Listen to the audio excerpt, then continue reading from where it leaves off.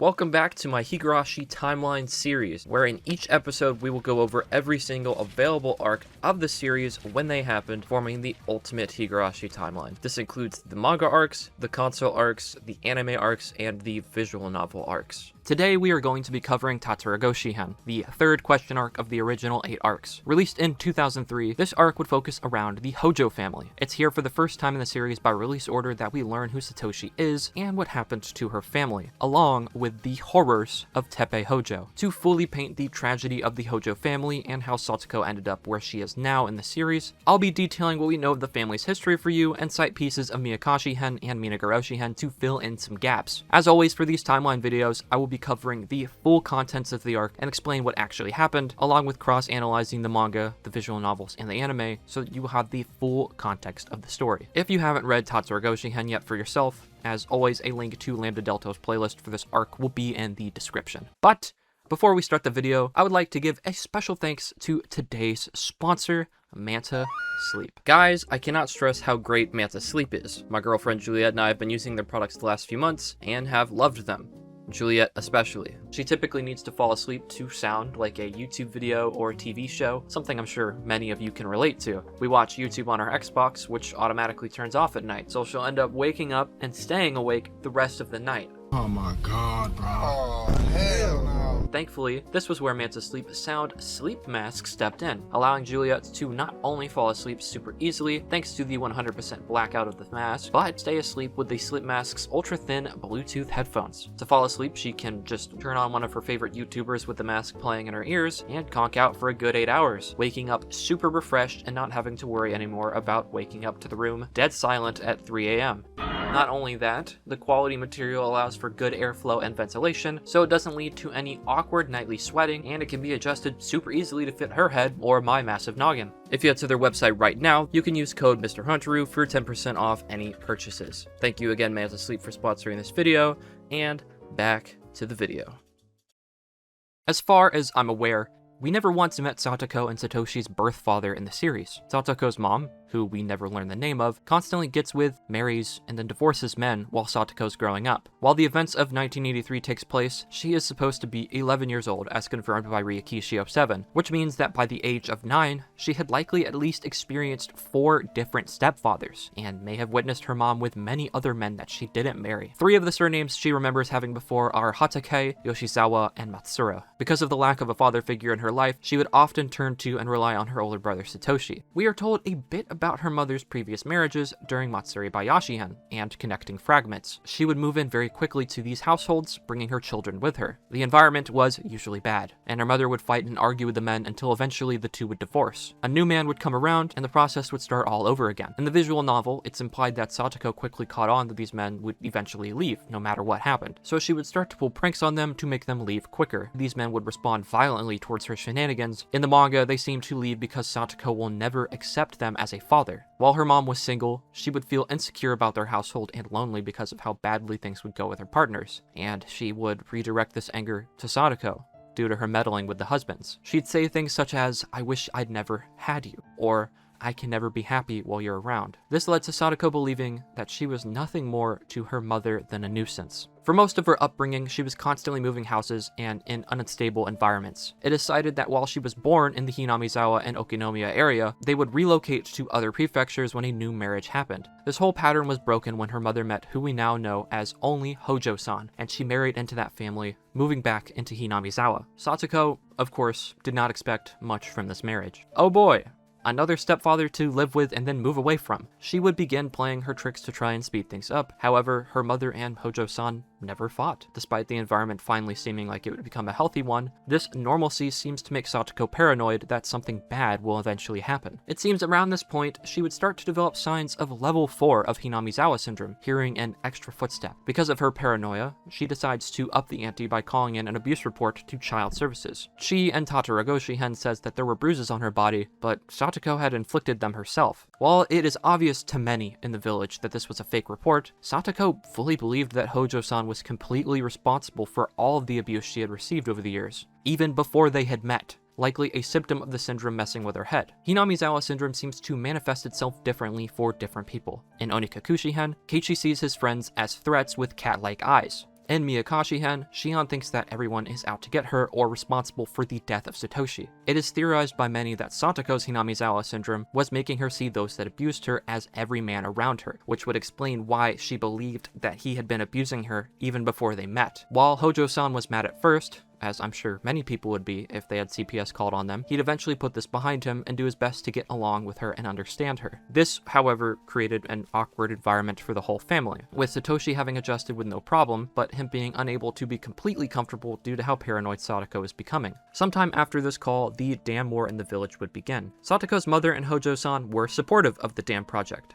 which was confirmed by Mion in this arc because they wanted the compensation money offered by the government for having to relocate. But because of their support, they were ridiculed, shunned, and even attacked by other members of the village. By association, Satoshi and Satoko received this treatment too. The Hojos had become quote-unquote traitors. Their hatred for the Hojos lasted well beyond the dam war's end, as we can see in Matsuri Bayashi-hen, with the villagers still attacking Satoshi well after his parents had passed and the dam war had ended. While the war was ongoing, Satoko fell into the ritual warehouse at the Furude shrine, breaking the hand of the Oyashiro-sama statue. She was never caught for this, with Rika getting the blame for the statue, but this would be the start of what she felt was a curse on her and her family. Satoshi found himself struggling a lot mentally, since he would receive a lot of hate from the villagers for his parents' beliefs, more than Satoko because he was older. Clearly not feeling well, he'd head to the Irie clinic for a checkup. Noticing he was dealing with high levels of stress, Irie invited Satoshi to the Hinamizawa fighters as an outlet for their home life and prejudice from the village.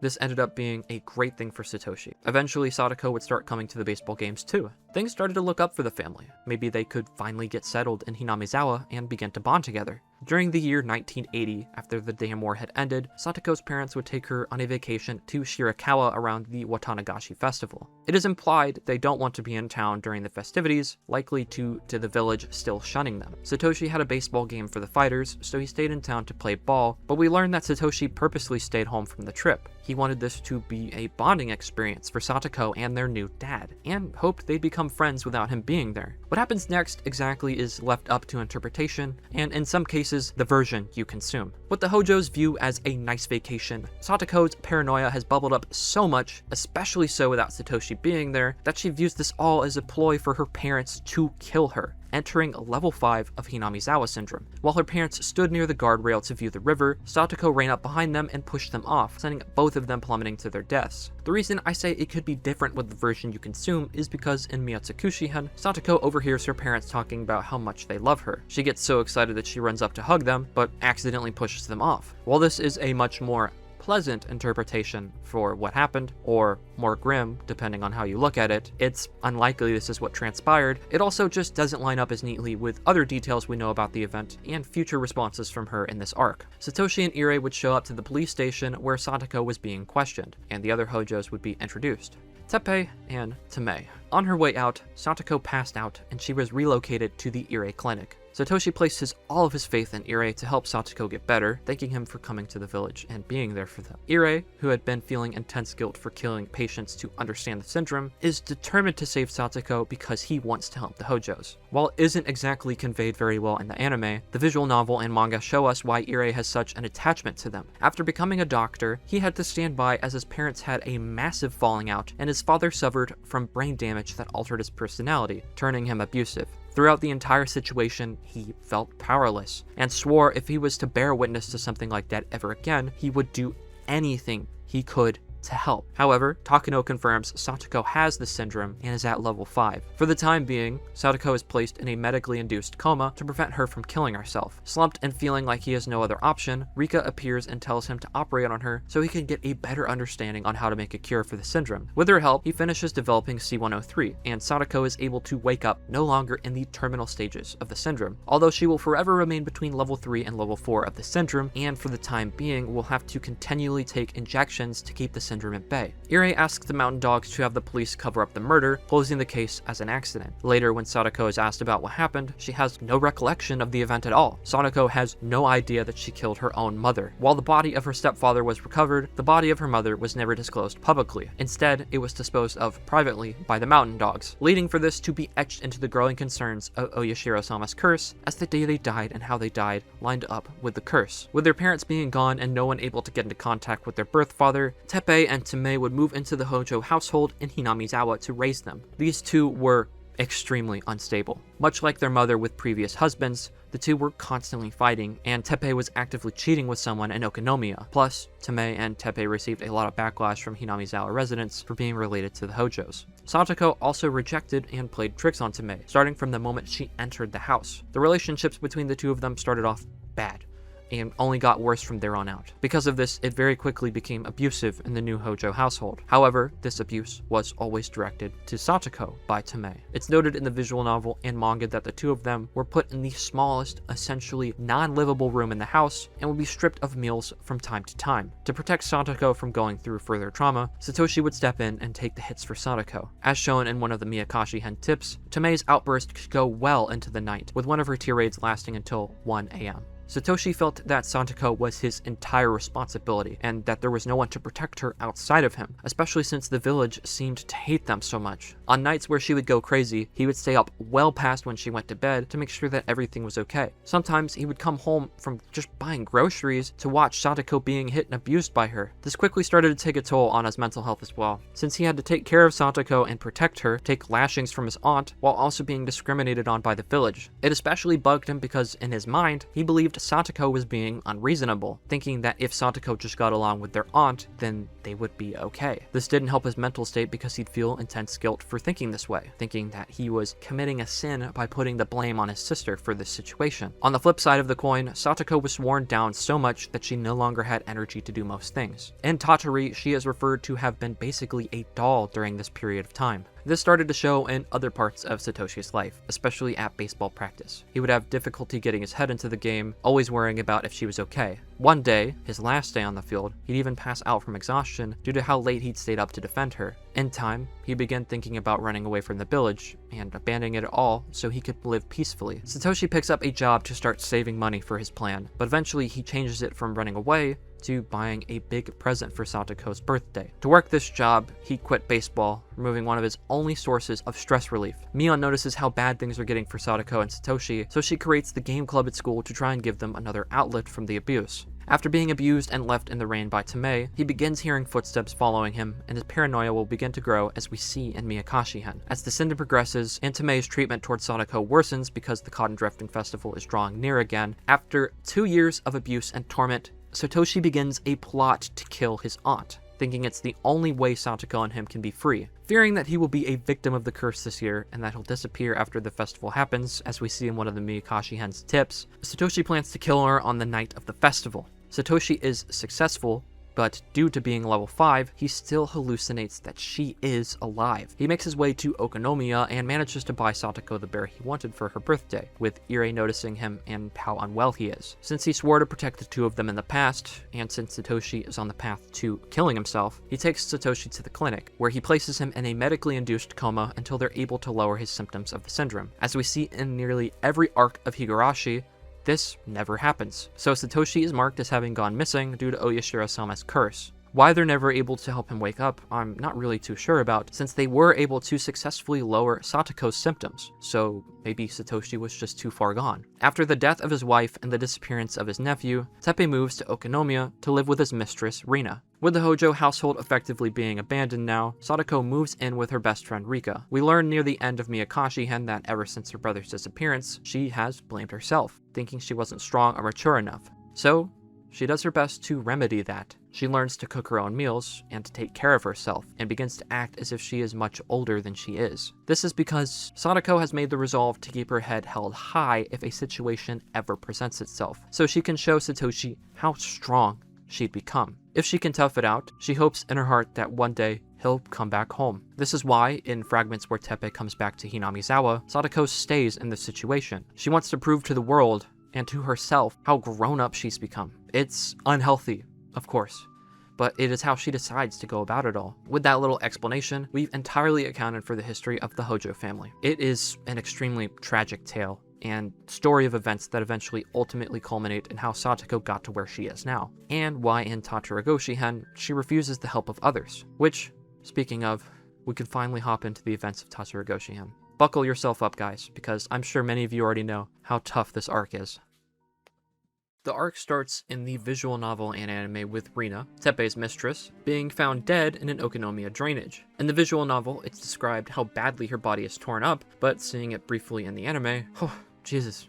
The Sonozaki do not play around. This is a very unexpected development for the start of the arc, especially since we don't even know who she is. When I first was watching the Higurashi Deen adaptation, I legit, no joke, assumed she was Keiichi since the last thing we saw was him going to be killed by Shion. It was only while rewatching for the first Higurashi videos I made that I noticed this was Rena. We learn later on in a tip for the visual novel that Rena was a server for a Sonozaki or Yakuza-run bar called the Blue Mermaid, where she tried to swindle a bunch of money and drugs for her and Teppei. Turns out, that was a really bad decision, as it ended up getting her killed. This lays the groundwork that in arcs where Rena dies, he comes back to Hinamizawa to be Satoko's guardian, mostly because he cannot take care of himself. In the manga, we find out about Rena's death, but not at the beginning, more so towards the end of every chapter. We leave Okinomiya to see what's going on in Hinamizawa. Much like the Watanagashi-hen manga, the Tatarigoroshi-hen manga gives a lot of extra details before the main crux of the story takes place. It starts off in pretty much the same way as Oni and Watanagashi. After leaving town for 2 days to attend a funeral, Keiichi wakes up early, eats a big breakfast, bumps into Rena and teases her. They encounter Mion at the water wheel and tease each other as a group, and at school he falls for the same trap he did in Onikakushi-hen. This works to once again help establish to new readers that things are repeating themselves at first. One thing I do like that they include in the Tatari manga is that before their move, Keiichi didn't eat breakfast as a way to rebel against his parents in cram school. This nicely foreshadows to us the funk that Keiichi was in before he came to the village. It then establishes Rena and Mion asking Keiichi for help with work in class, something that would come back in later arcs like Sumihoroboshi-hen. Also in the manga, the gang offers to show Keiichi around Hinamizawa, but this ends up being a bait to trap Keiichi high in a tree. This works as a good contrast to the other arcs. In Onikakushi-hen, Rena shows Keiichi around town and later takes him to the dump, showcasing that the arc will be focused around her. In Watanagashi-hen, Mion and Keiichi have a one-on-one race and many moments together, showcasing that the arc will be more focused around her. And now in Tatarigoroshi-hen, by Keiichi being put in a trap by Satoko, it showcases the arc will be more focused on her. He manages to get himself down and starts to chase them to get back at them, but eventually loses them. Somehow, he finds himself at the abandoned dam construction site where he bumps into Tomitake. He comments about how Keiichi is pretty beat up, and Keiichi jokes about how he was attacked by a mob. Surprisingly, even though the arc isn't Onikakushi-hen, Tomitake brings up the dismemberment that happened with the dam war. Keiichi's response to being told this is very different than it was in Oni, as he simply thinks, wow, that's crazy. And later we see him see this as inspirational. He hopes to one day protect his friends, like the villagers protected their hometown. His thoughts move on from that moment as he sees the rest of his friends. I guess this is meant to further illustrate to readers how this arc is going to be different, but it also in a way foreshadows future events, as he ends up not trusting them later on, and he, in his mind, thinks he is responsible for their deaths. After they catch up with him, they walk by a monument that was put up to highlight their victory in the dam war. I can't lie to y'all, I don't remember this ever being mentioned before, so this might be something completely new to just this arc. Mion reminisces about it, saying how it was a complete victory, but unlike Mion, Satoko clearly seems to not have very fond memories of this war. They go up to where the Furude shrine is located, and while they admire the view briefly, Keiichi is ambushed with even more traps. On the following day, we see the gang playing Old Maid, where Keiichi learns the guards are marked, and he ends up losing just like the other times they've played. His punishment game is to wear the Angel Mort uniform, one of the only times in official material we get to see him wearing it. The other time, funnily enough, is one of the pachinko machines. While in the uniform, he got hit with a torrential downpour that made him sick, so he needed to hit up the Irie clinic for some medicine. He kind of gets freaked out on the way over because everyone seems to know who he is. This is because, as he learns, his house stands out quite a bit in the village, since most of the village isn't on the wealthy side and he lives in a straight-up mansion. When he enters the clinic, he's greeted by Takano, who, in the art style of Jiro Suzuki, she tells him about the Cod Drifting Festival and how it started, and shockingly she gives him a pretty normal description. Very different from what she said in other arcs. She also tells him about Oyashiro-sama's curse and the previous incidents. Irie pops out, tells her to quit teasing him, and gives Keiichi some medicine so he could head home. But he heads to the school instead. In the yard of the school, he bumps into Tomita and Okamura. They ask him if they got sick from the outfit he wore the day before, and while initially mad, he realizes they must have stayed after school to watch the activities. He's able to quickly deduce Tomita and Okamura having a thing for Rika and Satoko. with them staying to hopefully see Rika and Satoko in some outfits. Keiichi apologizes for losing and letting them down. Tomita lets him know that they went home already because Mion has to help with the festival as the head of one of the great families. Begrudgingly, with no club, Keiichi heads home to get some rest so he can go to school tomorrow cold-free. That's the end for the little manga original segments to help set the arc up. I do like how the manga so far have put the characters in familiar scenarios every time, but done little things to show how this one is different from the others. While Keiichi did go to the dump and get told about the dismemberment by Tomitake, he uses this as motivation to protect his friends. When Takano tells him about all of the disappearances on the day of the festival, he never once considers his friends could be behind this. The manga all shows us the same start points and how they will reach different endpoints. It goes a long way to help establish a sense of mystery in comparison to the other mediums. In all three mediums, Keiichi's mom explains to him while he's way too sleepy that she's off to Tokyo to help his dad, so he'll be responsible for his own meals. She didn't leave much money, so eating out isn't an option, but because of how tired he is, he didn't internalize any of this. It's only after a few hours when he's at school and everyone is eating lunch that he finally realizes what his mom said to him that morning. He starts tweaking out at school. The gang just tells him to make curry because it's a simple dish, but to him, that's absurd, and he starts dissing the food. Everyone hurriedly shushes him when she enters the room, ready to kill whoever insulted her dear curry. Thank goodness they covered his mouth because seeing no one still talk about it, she assumes she must have been hearing things and leaves. Once she leaves, Keiichi and Satoko enter a huge beef with each other on who is the worst cook between them. Although Keiichi seems to win this beef initially. To ultimately settle the score, the group decides to have a lunch contest tomorrow to see who will have the best meal. Even though Keiichi probably can't even cook a hot dog, he agrees.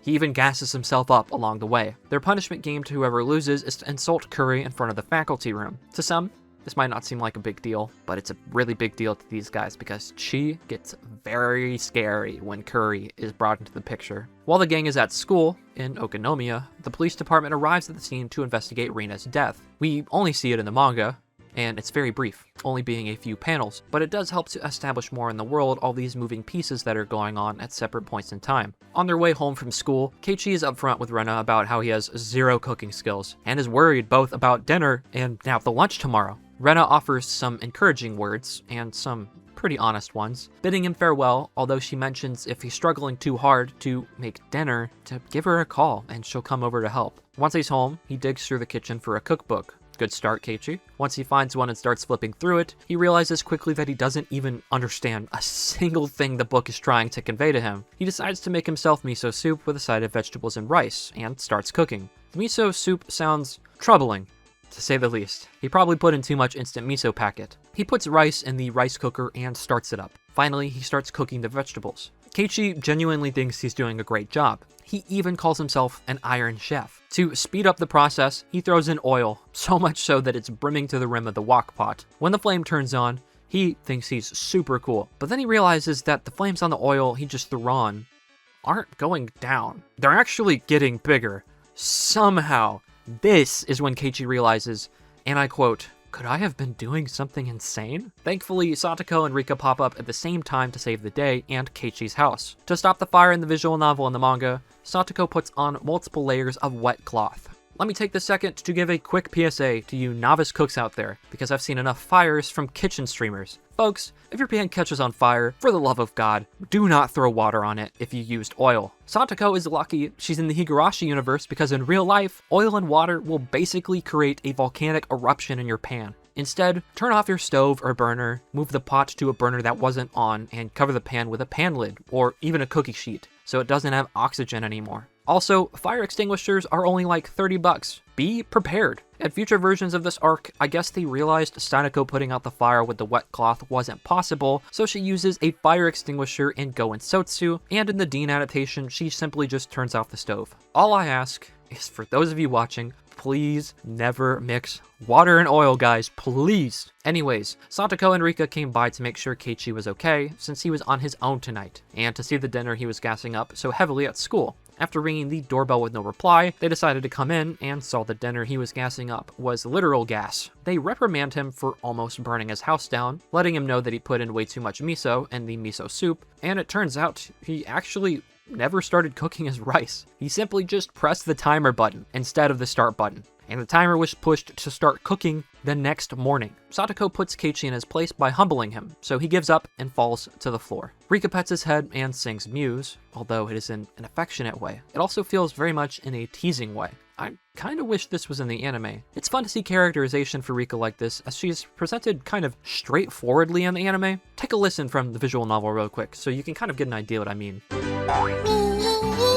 After this, Keiichi is escorted out of the kitchen by Rika because Satoko is going to cook a meal for him. What he assumes is her doing it out of pure anger. She actually teaches him where he went wrong, what he should take care of in the kitchen, how to properly clean up, and all the while seems to be having fun. Keiichi realizes that while her meals aren't as flashy as Rena or Rika's, Satoko still knows how to cook very well. Even Rika points out to him that she hasn't seemed to have this much fun since Satoshi was around. Rika mentions how he was a little unreliable, and that she was his support. Keiichi points out that it sounds a lot like how they are together, and then he seems to realize she might see parts of her brother in him. Although it didn't come up in the Hojo family part of the video, Satoshi is noted in Miyakashi-hen to be kind of scatterbrained and a bit of a pushover. When it came to defending Satoko, he would basically become a different person, but her saying he's unreliable makes complete sense. The two talk about how he probably went too far with his teasing of how bad she was at cooking. The reason she ultimately came over is she wanted to prove to Keiichi that she was a good cook, because she still has that piece of her that is like a level-headed younger sister. In turn, by proving to Keiichi she was a good cook, it was like proving to Satoshi that she was a good cook. It's all a part of her current goal to show the world how much she's grown as a person. Keiichi was thankful to have a new experience like this. In the visual novel, he notes that while he's an only child, he felt like an older brother in this moment. While they eat, he pets her head and is very kind to her about how good her food is. Although at first, she's a bit bashful about it, she seems to really appreciate what he has to say. He does find himself curious about Satoshi, but Keiichi is respectful and doesn't ask Satoko about it all while they're eating dinner. Instead, Rika is the one to bring him up at the table. Instead of bursting out to tears or breaking down, Satoko reminisces about when he was still around. Satoko talks about how any day now, she is sure he'll get tired of wherever he ran off to and come back home. Chronologically, this shows a pretty mature side to Satoko that we haven't seen yet in Onikakushi or Watsunagashi-hen. All three mediums handle the resolution to this conversation differently. In the anime, it ends with Keiichi rubbing Satoko on the head, and Rika making a joke about how Satoko did a good job cooking the canned sardines. In the visual novel, Keiichi rubs Satoko on the head, and Rika makes the same joke about the canned sardines, but Keiichi follows it up with saying how dinner is so much better when everyone is laughing. He asks her if she misses Satoshi, and she smiles to herself and says, of course, although Keiichi imagines what she actually wanted to say. In the manga, Keiichi acknowledges how strong she's been while waiting for Satoshi, pats her on the head, and asks if she wants to see Satoshi again. It is presented that it isn't actually Keiichi that thinks these things, it's Satoko. She wishes for Satoshi to come back right now, but she isn't weak, so he can take the time wherever he is out there until he's ready to come back home. And when he does, she will reprimand him for leaving, but they'll eat dinner together and they'll lay out their futons. I like how each form presents what is basically the same scenario, but with a new detail added on every time, or losing details as it goes on, if you want to view it that way. No matter what, it's a very warm, cozy dinner that gives us some new insight to Satoko and really makes you start to understand her more. After dinner, Satoko gives Keiichi a list of things to do and bids him goodnight. Rika tells him that he did a good job today, that it felt like Satoshi had really come home, and that she hopes he'll let Satoko scold him again sometime. As the two leave on their bikes, Keiichi hopes in his mind that Satoshi will come back soon. In classic Hunteru timeline fashion, I'm gonna dunk on the Deen anime a little here now. I know I do this a lot. I actually got a pretty upset comment by someone for quote-unquote turning on the Deen adaptation, but it's really hard to ignore how much of a disservice the anime does this scene. Time and time again, the manga and the visual novel shows us just how amazing of a guy Keiichi is. He recognizes that Satoko misses her brother greatly, and easily puts himself in Satoshi's shoes for the night just to try to help make Satoko a little bit more happy. Getting to hear Satoko's internal dialogue about how much she wishes Satoshi could come home right now, but wants him to take his time so that he'd have no regrets, makes scenes like the one in Miyakashi-hen hit even harder. Through this dinner sequence, we perfectly have Satoko and Keiichi's dynamic set up for the arc. Satoko does feel a familial bond with Keiichi, but she still wants to be able to prove her own strength so that Satoshi will come back. Keiichi, on the other hand, feels this familial bond, and perhaps will step into Satoshi's shoes a little too hard, maybe even doing some things similar to him. The next day, it was time to settle the score on whose lunch was the best. Whoever loses would feel the wrath of Chi for insulting the curry. Despite the entire rest of the Game Club gang thinking they would end the competition at a draw, since the goal was to get Keiichi to cook, Mion was out for blood and wanted there to be a definite loser for this punishment game. To help decide and avoid biases, Mion enlists the entire rest of the class to be judges. The first to be unveiled is Mion herself, and her lunch looks extremely impressive, blowing everyone away and setting the bar high out the gate. Next is Rena, which naturally was going to be a hit with the crowd. I mean, it's Rena, come on. Rika and Satoko's aren't as insane as Mion and Rena's, but they still look quite delectable. What is actually very funny is Satoko confesses to Keiichi that she and Rika had asked to take part of Tomita and Okamura's bentos. They didn't actually make them themselves. Rika also hits Satoko's iconic laugh in the visual novel too. This makes complete sense, as oftentimes the game club will strategically cheat to win, as we've seen before with games like Old Maid. Next up was Keiichi, who just repackaged what Satoko made him last night. When he shows it off, the class is clearly disappointed by it, and what's sad is Satoko uses this as an opportunity to gauge what people think of her cooking, since she made it for him, after all. Her loud and proud demeanor starts to teeter off into an awkward smile. In the visual novel, her sprite is even shown crying at one point. This is because Mion makes fun of Keiichi's meal repeatedly, saying it'll come in last place for sure, and I mean, really digging into it, pointing out where his knife skills are bad, and pointing out when something came from a can. While this does make sense, because he was gloating the day before about how amazing his cooking was, and normally Keiichi would be able to handle things like this, Mion is missing some key details in this situation that is making it a lot more awkward for some people involved. Then, like it's a fucking wrestling match, Mion tags in Tomita and Okamura to finish the job, with them saying his bento lacks spirit and heart. Naturally,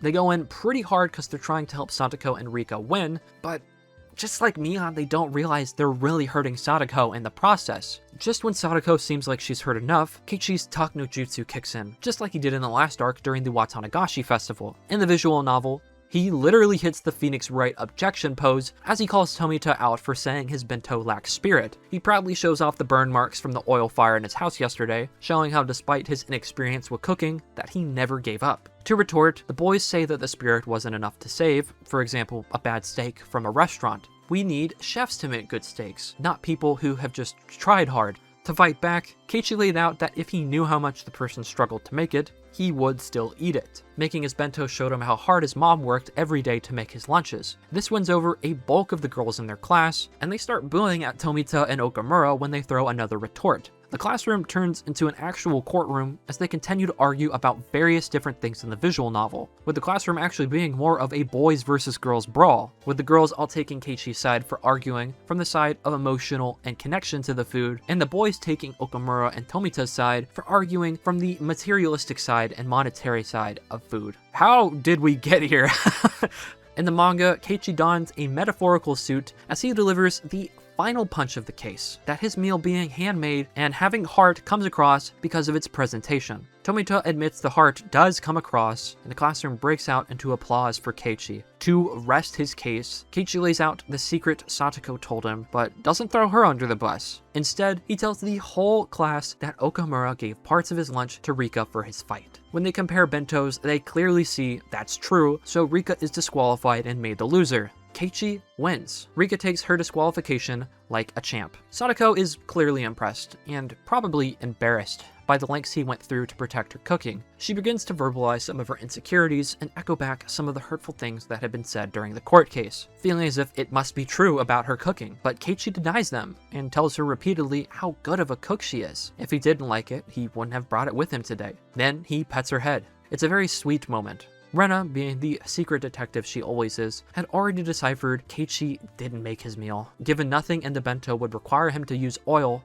so there's no reason he should have a burn mark. Satoko confesses to her crimes of taking from Tomita's bento and goes to join Rika in the punishment so she doesn't have to go through it alone. Inspired by their camaraderie, Keiichi also confesses that his meal wasn't made by him, leaving Mion shocked in the classroom that 3 of the people in the game didn't actually make their own meals. He goes to the hallway to join Rika and Satoko. While Satoko scolds him for being rash, he asks her to make him a stir-fry sometime. She's clearly surprised by this, but the bunch agrees that if they survive this encounter with Chi, to all go to the supermarket afterwards. It's an incredibly tender moment, made even more tender with the manga artwork. Although we don't see it, they totally get their ass beat by Chi. One detail I really like is how this thing with the lunch tattling perfectly mirrors Satoko and breaking the Oyashiro-sama statue. She fell in, broke the statue, and Rika took the blame for something that she had done. At the end of this arc, Satoko notes how she had regretted Rika taking the punishment for this for years. So, when Keiichi only calls Rika out for having lied about her food, Satoko notices that it seems like history is going to repeat itself, with Rika taking the blame for something that she was guilty of. This is why Satoko confesses to faking her meal, too. She doesn't want Rika to get punished for something alone again when she was clearly involved. It is a surprising moment of parallelism that seems to have gone widely unnoticed, but it's a great one nonetheless. Afterwards, Rika left Keiichi and Satoko to go do her own thing. It's hinted in the visual novel that she was probably being considerate of Satoko in this situation.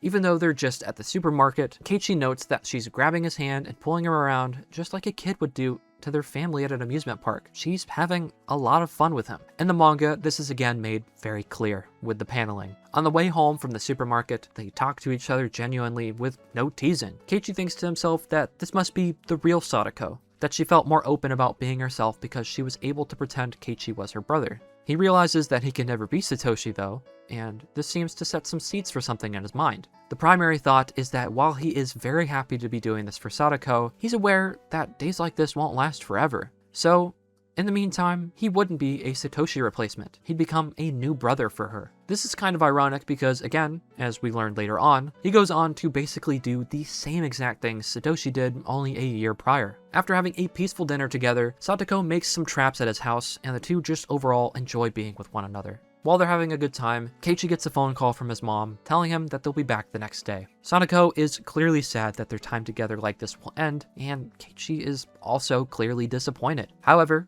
Keiichi manages to save the situation by offering to go to Rika and Satoko's place next time. What's interesting is when the two bid each other farewell, in the visual novel, Keiichi almost calls himself Nini, but in the manga, he does call himself that. In the manga, him calling himself that almost feels like maybe it could have led to Satoko calling him Nini, but in the visual novel when she says it, it's completely organic. She asks if Rika told him to pretend to be Satoshi, and Keiichi says that he's not. He's Keiichi Maibara. While he declares he's not Satoshi, in the visual novel, she still calls him Nini afterwards. A subtle but surefire way to prove that Satoko doesn't think Keiichi is Satoshi. He is a new, older brother figure for her. The manga decides to take this in a different direction, making him draw a clear line and distinction between the two as more somber, but I personally prefer how the visual novel handles this. It's a small detail that shows Satoko fully embraces Keiichi as not only a friend, but as someone she considers family. I gotta admit, at first, I wasn't sure where this was all going. The whole cooking segment of this arc, I mean. Deen cut this whole food competition and her coming back to cook for him again from the anime, and I was willing to give them the benefit of the doubt that there was a reason for that. Although now, after reading through it, the food competition feels very reminiscent of the dessert festa scene in Wa Tanagashi-hen. In that arc, the gang all pulled up to save Shion in a way that almost paralleled and mirrored what they would later do in Minagoroshi and Matsuri Bayashi. It was their teamwork and trust in each other, all playing their own part, that saved them. The cooking competition is foreshadowing for so many things, with the one that stands out to me the most being how far Keiichi will go to defend and protect Satoko. Of course, here, it's just to protect her self-image and to lift her up, fighting off the class. Later on, it's amplified to fight the village for her, child services, and so much more. Of course, them shopping together, spending time together at Keiichi's house, and having fun also clearly echo their growing familial connection with each other. Even Keiichi notes that it doesn't feel romantic, instead warm and cozy. And again, the detail of her calling him Nini, even after he makes it clear he's trying not to be a Satoshi replacement, just spells it all out for us. Now that I've seen the cooking competition, Satoko coming over to cook for Keiichi, and then going grocery shopping and such played out in the visual novel and manga, it helps us understand this sense of being an older brother for Satoko that Keiichi feels a lot better. In the anime, with hindsight, it feels kind of sudden, like Keiichi is almost forcing himself into this role. After all, what is only a 3 to 4 minute scene in the anime episode is 3 chapters of the manga and over 2 hours of visual novel content. With the added context, it's clear Keiichi sees someone who, while they try and act tough, is actually just hurting inside. Someone with many insecurities about herself. He mentions he's an only child, but you get the sense he'd always wanted a younger sibling. And now that he has this connection with someone like this, he doesn't want to lose it. He wants to keep seeing Satoko smile. It's all of this build-up between them in these chapters of the manga and these parts of the visual novel that makes him so willing to commit murder for Satoko make so much more sense.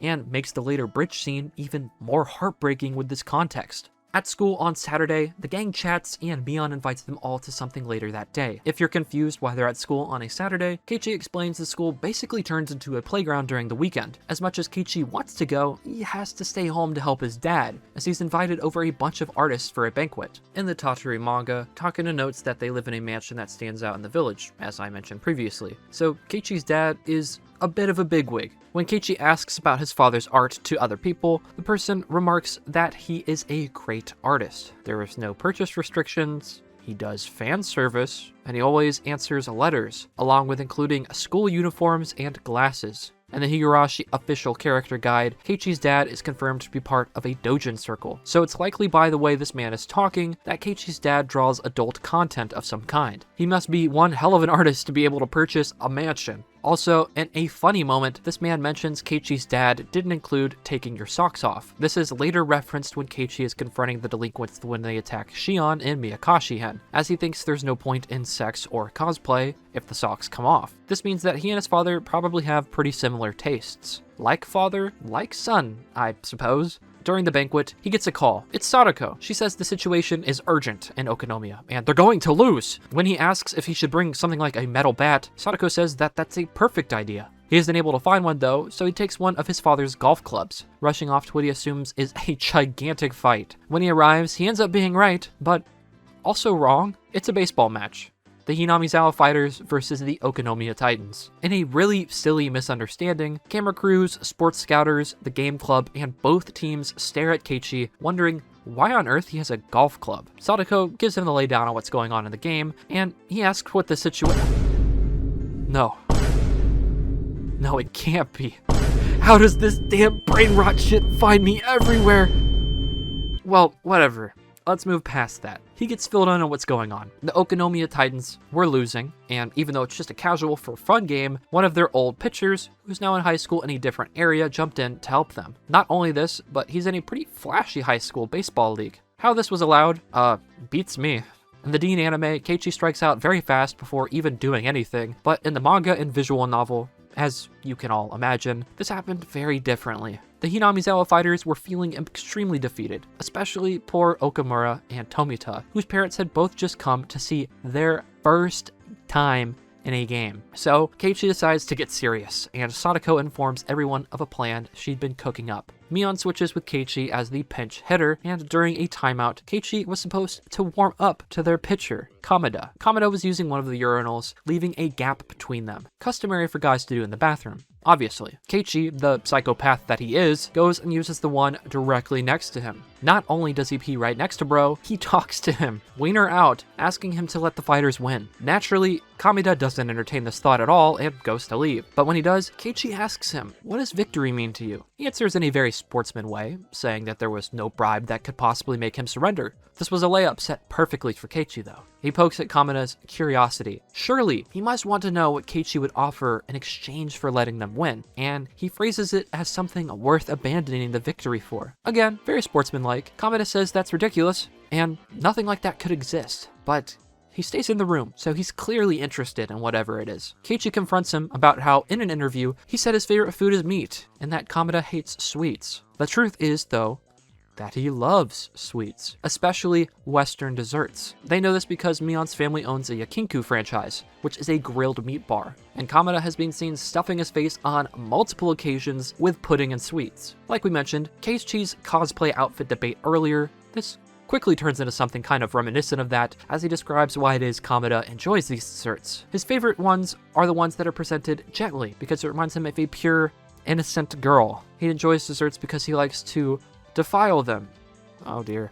And you know what? Kamada quickly admits defeat and says that Keiichi is telling the truth, saying he should die for being a pervert, which like, maybe? Having a perverted fetish about desserts is a little whack. Sorry to kink shame if anyone here watching is into that. I think it's a little strange. Keiichi steps in and tells him that he is a pervert. But what's wrong with that? I'll spare you the details, but he goes into detail about how he imagines eating a strawberry shortcake reminding him of a traditional maid, and then talks about what eating the cake must feel like sensually. Then the two of them, they have this moment, this panel I'll put on screen for you. I'm not sure how to describe their expressions, but They share a man-to-man fantasy about going to Angel Mart together, and that's all you need to know. To sweeten the deal, on his way out, he mentions to Kameda that he has 2 all-you-can-eat coupons for Angel Mart, and it is here that he caves and agrees to throw the match, as they embrace in the most masculine, unwashed hands that were just touching each other's wieners handshake of all time.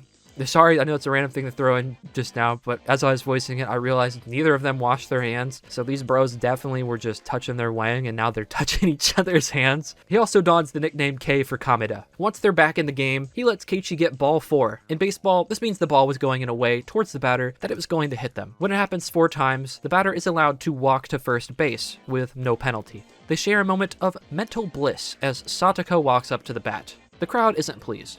They've seen her strike out a few times already today, but Kameda lays her up perfectly for a clean, neat home run. As it turns out, those strikeouts that Satoko had were on purpose to lower Kameda's expectations so that she could hit this moment. Because of Satoko's plan, the group is able to win the match. You probably know what the greater purpose of this ballgame was. I mean, it shows Keiichi's ability to win people over once again, and it shows us that Satoko set up stuff far in advance, so she has very good planning skills. I won't beat it over your head this time, you've heard me say this in other arcs. The Deen anime simplifies all this down quite a bit, and you know, maybe that's for the better?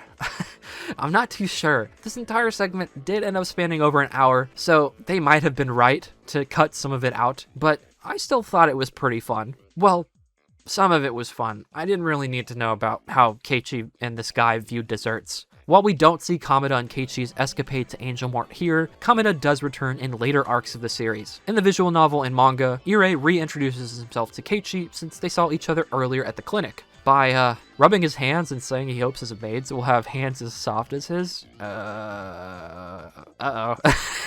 Despite having a weird, perverted conversation about desserts within the last half hour, even Keiichi is off-put by this guy. That's how you know you fucked up, if even Keiichi thinks you're weird. As it turns out, since they won, Irie has to fulfill a promise of hosting a barbecue for the team. At the barbecue, Irie approached Keiichi, saying how it looks like Satoko's having a lot of fun, and how it's nice to see her smile like that. Just in case you forgot, because it has been probably like 40 or 50 minutes since I said it, Irie feels a responsibility for the Hojos, and he wants to do whatever he can to help them. Although, I can't tell if he's kidding or not, because he is a bit of a freak. When Keiichi asks if Irie likes Satoko, he says that he loves her and hopes to marry her when she's older. The visual novel notes that he says outrageous stuff like this sometimes, and it's likely that saying shit like this is just for fun to him. It's made a bit more obvious in the visual novel when he says he's been pursuing her for decades, and Keiichi points out that she's only been alive for a decade, and then Irie breaks out and starts laughing. This type of humor would make sense given this was written in the early 2000s, when fan service and stuff sexual in nature was often played for jokes in otaku culture. Plus, Ryu is kind of known for this humor,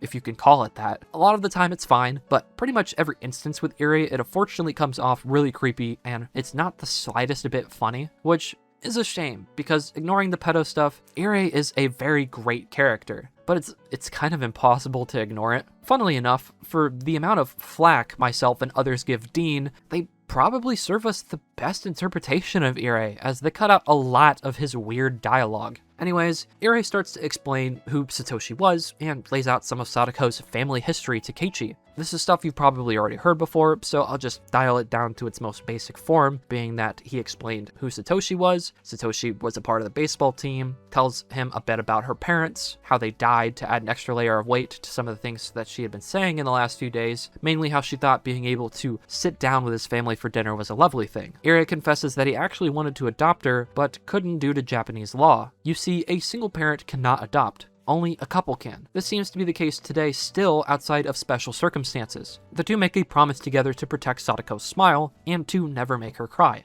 Shion pops in to join the festivities since she is the manager of the baseball team after all. Keiichi seems to have already been acquainted with her in the visual novel and the anime, as he doesn't question who she is. Meanwhile, in the manga, he doesn't seem to have met her quite yet. After a scuffle that seems to be meant as a way to quickly summarize Shion's relationship with everyone in this arc, Mion quite literally drags Keiichi over to play a game. We never see the game they play, but we do see the result of it. Keiichi Okamura and Tomita are made to clean up the barbecue when it's over. In the visual novel, Mion requested something additional for Keiichi's punishment game, which is another Angel Moore outfit for him to wear. While he's cleaning, Shion offers him some cleaning materials and remarks how her personally, if she was in Keiichi's spot, would leave all the cleaning up to the adults. Keiichi always seems to be doing the right thing. The two get to talking about Satoshi, and Shion takes immense interest in Keiichi saying he transferred. Since Shion isn't a resident of Hinamizawa, she probably doesn't know the village started saying Satoshi transferred instead of disappeared or went missing. So when Keiichi says he transferred, she genuinely believes he must know something that she doesn't, and begins to interrogate him for more information. When she realizes he actually doesn't know anything, she begs for him to not say something like that again, likely because she doesn't want hope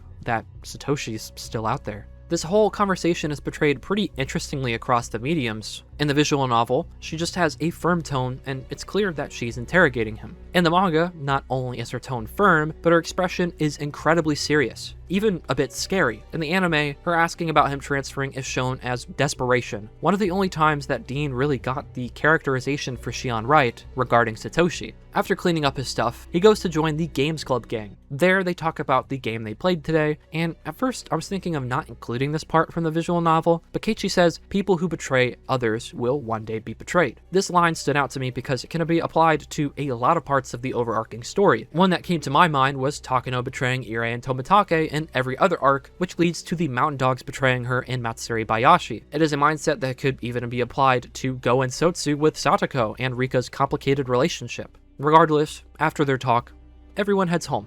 As Mion, Keiichi, and Rena walk home together, Keiichi decides to ask about Satoshi. What really happened to him? He wanted to know if he really transferred or just ran away from home. When he asks, he flusters the two of them, and they have trouble replying. Mion apologizes, saying they're not trying to hide anything or lie to him. She's very awkward and coy about it, which is meant to give readers the context they need to understand that Onikakushi-hen, there was no malice in them being hesitant to tell Keiichi. When he goes to apologize to Mion for putting them in an awkward spot, Rena goes into a panic about how he's gone and it's Oyashiro-sama's curse. Mion keeps asking Rena to stop so that she doesn't freak Keiichi out. So eventually, when Rena does start to really freak out, Mion smacks her, saying she's trying to be nice, but that Rena is genuinely pushing her to her limit. This makes sense because while Rena definitely does believe there is a curse, Mion knows the curse stuff is all just a giant conspiracy. She doesn't like to talk about the curse because, as we learned in the last video, her family often gets a super bad rap because of it all. When they reach their normal parting spot, Mion asks in a covert way if they can talk a little more. All three mediums seem to approach Rena during this conversation differently. In the manga, she's plain creepy and unsettling with how she's paneled, and then it seems very clearly she starts to panic.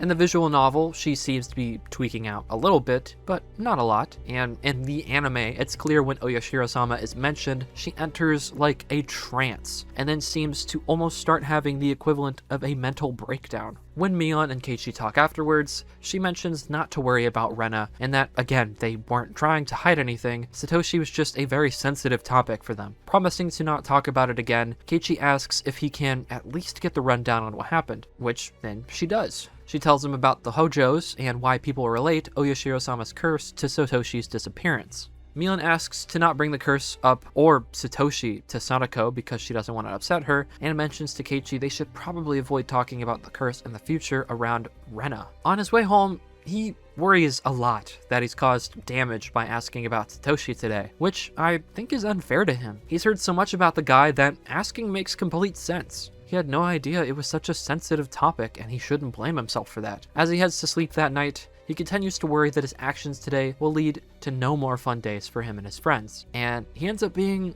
right that there will be no more fun days for him and his friends, but it's not for what he thinks. The next morning, Keiichi is extremely tired because bro didn't sleep. He was kept up by very real feeling nightmares. Now, call me crazy, but I wonder if this is meant to foreshadow Keiichi remembering previous fragments. The wording feels like it could be read that Keiichi was dreaming of things he'd done in the past, although it's a shot in the dark and there isn't a ton to support it. It's merely just an observation that I had. He spends most of the morning at home trying to convince himself that nothing should be any different because of what he did. The morning seems to go as normal. He walks to school with Rena and Mion, and everyone is yapping to each other. Although, when they get to school, Satoko and Rika are absent. This is very unusual because those two were always there before this trio. As class was about to start, Rika came through the door by herself. This immediately makes Keiichi feel even more freaked out, and Rena, being the best girl she is, notices and tells him that she'll do whatever she can to help him feel better. He opens up to her about how he's nervous that one day, despite how much fun every day is, that it just suddenly won't be fun anymore. She does her best to comfort him in the visual novel and manga, and mentions in a hyper-specific line that their fun lives may not go on forever, like if suddenly there was a volcanic eruption that killed everyone. Who told Rena about the great Hinamizawa disaster? It is kind of crazy that this is so specific, but it gets even crazier because she follows up by asking that if he was the only one who lived from this volcanic disaster, how would he feel? Is this even foreshadowing anymore, or is Rena a prophet? She says all this strangely specific, prophetic stuff to try and prove the point to Keiichi that one day, no matter what, the fun times are going to end. He should live every day until then to the fullest, so that he won't have any regrets.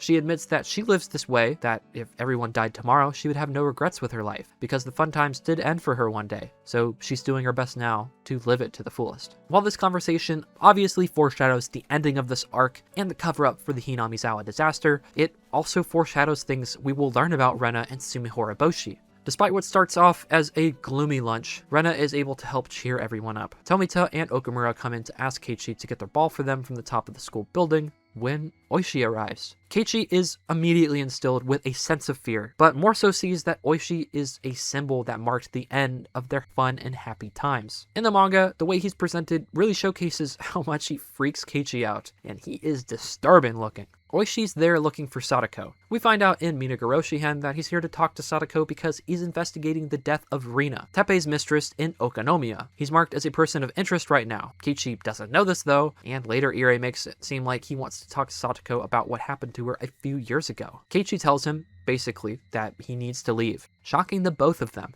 Oishi tries to push further, but it is continually shut down by Keiichi, so Oishi asks one of his classmates if Satoko is there, finds out she isn't, and then asks for Keiichi's name. Once he finds out who Keiichi is, Oishi then proceeds to list off stuff he knows about the Maibara family in excruciating detail. What people think about his mom in the village, where she graduated from, that she must be from a well-off family, who his dad is, and where he showcases his artwork. This is all in an act of intimidation to try and freak him out, and it works. Keiichi's freaked out. Oishi basically tells him not to fuck with him and make enemies out of him. He then starts to dig his fingers into Keiichi's shoulders. In the anime, it's presented all as pretty sudden how quickly Oishi jumps to hurting him and being intimidating towards Keiichi. So the added context of Keiichi not complying makes how insistent and intimidating he is make much more sense in this scenario. Irie pops in and manages to stand his ground and get Oishi to back off of Keiichi. He walks him into the school, getting permission from the principal to check out where Oishi had been hurting him. Keiichi gets the rundown on who Oishi is, and when he mentions to Irie that he was looking for Satoko, he is deeply troubled. Keiichi doesn't know why Irie seemed to know this would happen eventually, but with the added context we know that Irie has been worried Oishi would interrogate Satoko after the death of her parents, and that he has remained persistent in solving the series of mysterious deaths despite them being solved publicly, as he never accepted the solutions given. Irie begins to explain that Oishi almost feels like Oyashiro-sama's servant because of the tragedy that tends to befall when he comes around, when Mion pops into the office. The whole school checks in on him, with Mion reaffirming that Oishi is bad news. Irie gives Keiichi one last weird comment, then tells him about the series of mysterious deaths, and then he makes his leave. I think it's pretty interesting that Oishi seems to serve a different purpose in the first 3 arcs of the series. In Onekakushi-hen, Oishi is undoubtedly trusted by Keiichi, and the two work throughout the entire arc together. We are detectives with him. Here, he seems to want the best for Keiichi and to save him from whatever fate he may befall. In Watanagashi-hen, Keiichi is hesitant to trust Oishi. He knows something weird is going on, but doesn't want to believe suspicions that his friends are at fault. Here, Oishi seems very convinced to try and find something amiss in the Sonozaki household. In Tatarigoroshi-hen, those inklings of distrust are blown into full, outright skepticism of Oishi. Here, he is quick to manipulate, intimidate, and to be violent. Each perspective adds a new layer to him, making him probably the most motivated character in the series next to Rika and Takano. He will do anything to get to the bottom of what's actually going on in this village. These sides to him also help to build this identity that he is being the servant of Oyashiro-sama, as it's his persistence that freaks people out to further their symptoms of the syndrome. After his exchange with Oishi, 3 days go by. with Satoko still not coming to school. Everyone was beginning to wonder what was up with that, because each day, Rika came with a lunch made for Satoko, although she always said that Satoko wasn't coming because she was sick. So that didn't add up, because why would she bring lunch for her? Tomita and Okamura ask if they can meet privately with Keiichi to tell him some stuff about the situation. As it turns out, Tomita's family owns a tofu shop, and yesterday Satoko stopped by to buy some. The thing that was strange about it is that Satoko bought the most expensive tofu they had, despite Rika and Satoko living fairly cheaply. Okamura tells Keiichi that there's a rumor going around town, that Teppei is back. Keiichi tries to ask them further questions, but they don't really know what's up. Unlike in the anime, where he yells at them, scaring them, he thanks them in the visual novel for what they had to tell him. While they talk, Tomita points to the gate of the school. Satoko is walking up. In the visual novel, it's clear quickly that something isn't right, but when Keiichi starts to talk to her, she perks up. He asks her where she's been, and she says she's gone back to her normal house to clean the place. When he asks her how something like that took 3 days, she averts the question and asks if it's lunchtime. While the two head back inside, Keiichi does notice that she seems weaker, and once inside eating, she seems like she's playing her act up a bit. She's acting very differently. A good indicator for this is that she's doing her Satoko laugh, you know the one.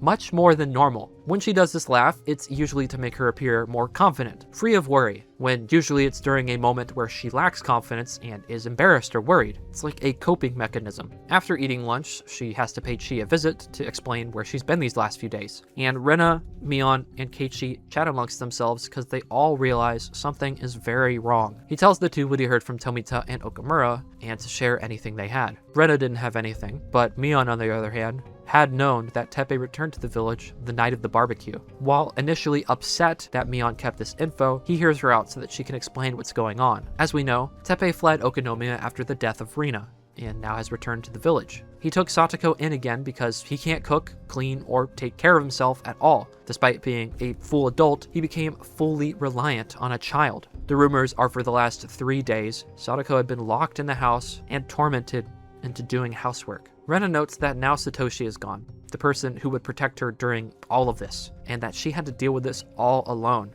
There was no one to protect her. This entire scene is rough. No one knows how to properly go about this situation they've suddenly become aware of, or how to express how they feel about it. Keiichi is mad and takes it out a bit on the others. Rena is also mad and takes it out a bit on the others as well. Mion knows what's going on and what she could do as her friend, but knows she can't because of her responsibility to the Sonozaki. These are all very real responses to a situation that's difficult for literal children to navigate. Their conversation is cut short as Chi comes back and they continue the rest of their class for the day. When the day gets out, Mion, Rena, and Keiichi try their best to hype everyone up, have them play a game to maybe lighten the mood and help Satoko open up, but she simply shakes her head, saying she has stuff she needs to do. Satoko leaves the room quickly, with a heavy air behind her. Rena asks Rika if she's able to open up about what's going on, and Keiichi asks if the situation is really that bad. She doesn't answer, but Rika's expression is enough to say it all.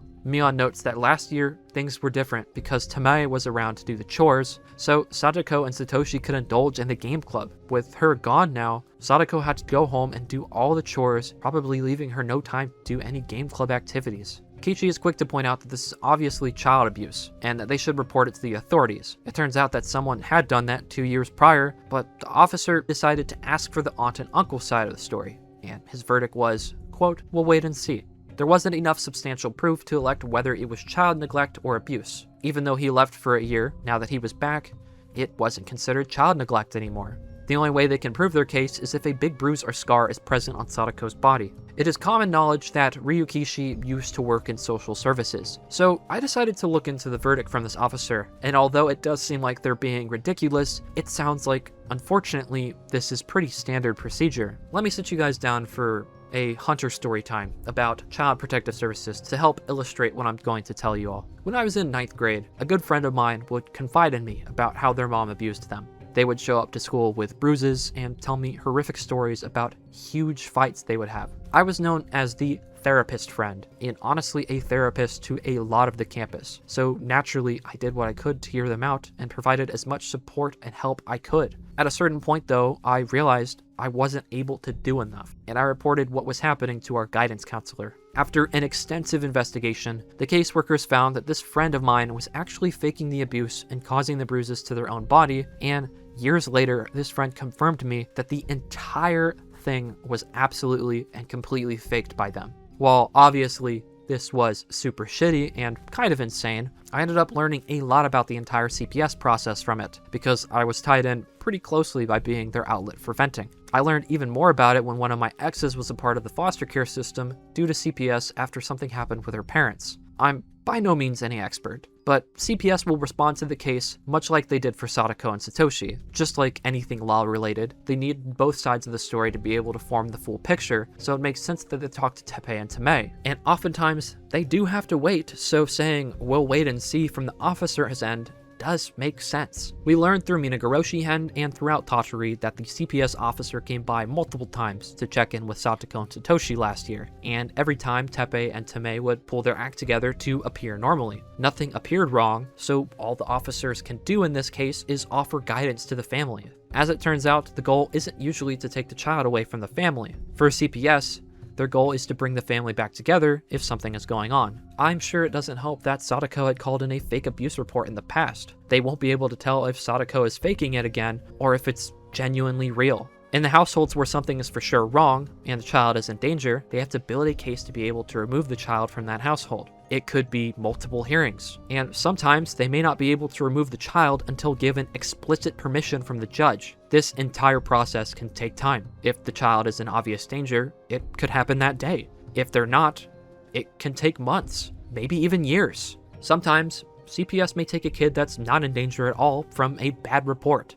Other times, CPS might not help in a case where a child really is in danger, and calling in a report can make an already bad situation worse. Sometimes, if they do take the kid out, they get placed in a household that isn't good for them still. It's rough, it's hard, and it's difficult. How CPS operates can be and is frustrating, absolutely. And it's made clear in Minagoroshi that Ryukishi is including this in the story to address his frustrations with how Child Protective Services goes about these cases. It hasn't been released yet, but through the Higurashi iceberg video I've been working on, I've learned a lot about Higurashi, and that it's inspired typically by real-life events that Ryukishi knows about or has experienced. It's very possible there was a case similar to Satoko's while he worked in social services, and it is very possible that with that person's case, nothing was done, as is with Satoko. Their entire system and way of practice seems incredibly flawed, and Ryukishi puts that on full display throughout Tatarigoroshi-hen and Minagoroshi-hen. Although, that's just a theory of mine. Nonetheless,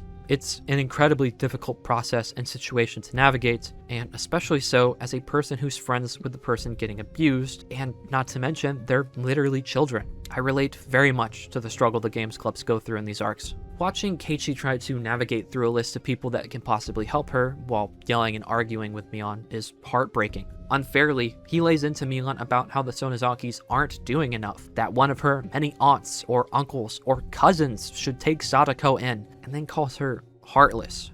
Questions her humanity, calls her a hack of a club president. What starts as Mion telling Keiichi some of his ideas won't work and that he's being naive, turns into him just verbally attacking her. He keeps pushing and pushing her because he thinks that if he does, then they'll take in Satoko and save her. Naturally, Mion starts to cry. Again, this is a rough situation, and Mion wishes she could do something about it, but she can't.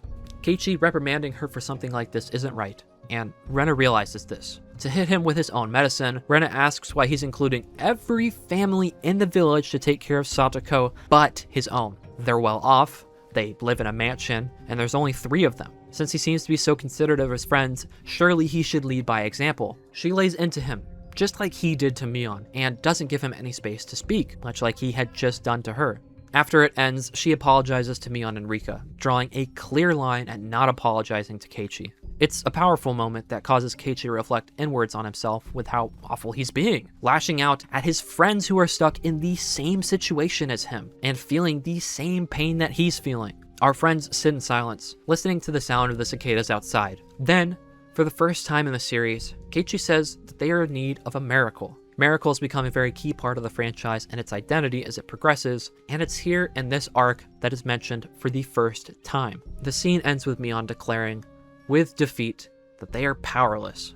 Wow, that was a lot, right? Let's take a breather real quick. Feel free to pause the video, get yourself something to eat, and come back. Sometimes it's important to take breaks.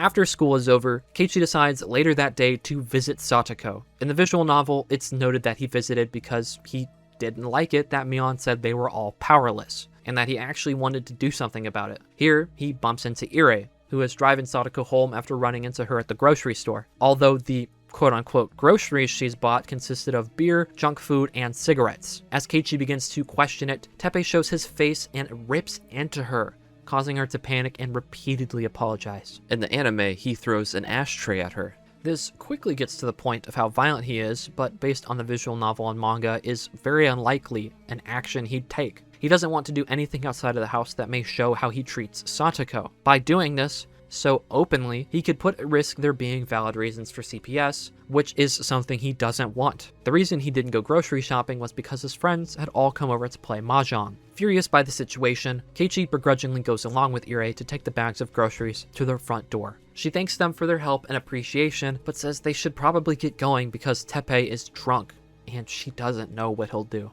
Even in this awful situation she's in, Satoko is more worried about getting other people involved than herself. Keiichi notes that she's covered in bruises, and is shocked when she tells him they're from her slipping on the stairs. Once he sees them, he quickly turns furious and angry, but Irie covers his mouth to keep him from having an outburst. Irie asks him to endure it, and he doesn't understand what he needs to endure it for. His anger turns into uncontrollable tears because of how powerless he feels in that situation.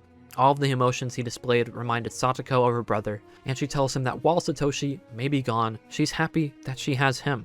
In a moment that genuinely brought me to tears, Keiichi tells her that she won't run away and abandon her like Satoshi did, and he doubles down on it. Satoko tries her best to stay composed, but she starts sobbing, telling him goodbye, and that because of those words, she has a lot of strength now. She'll keep trying until she sees him again tomorrow, that Keiichi is her new Nini. The entire rest of their conversation in the manga and visual novel, she exclusively refers to him as Nini. She asks Irie to drive Keiichi home, and he agrees, making Keiichi leave against his will. The paneling of him having to leave when he knows what will happen while he's gone, and her so small, just putting her to scale, waving goodbye in the doorway, is just so depressing. And I think it's a sweet detail that she just refers to him as Nini for the rest of their conversation, because that just shows how much faith and trust she's putting in Keiichi to still be there for her tomorrow when she goes to school. In the car, Irie tells Keiichi how now she knows how he feels, but to please endure this a bit longer. Keiichi airs out his frustrations, how he can't believe Satoshi left her behind and didn't buy her a teddy bear.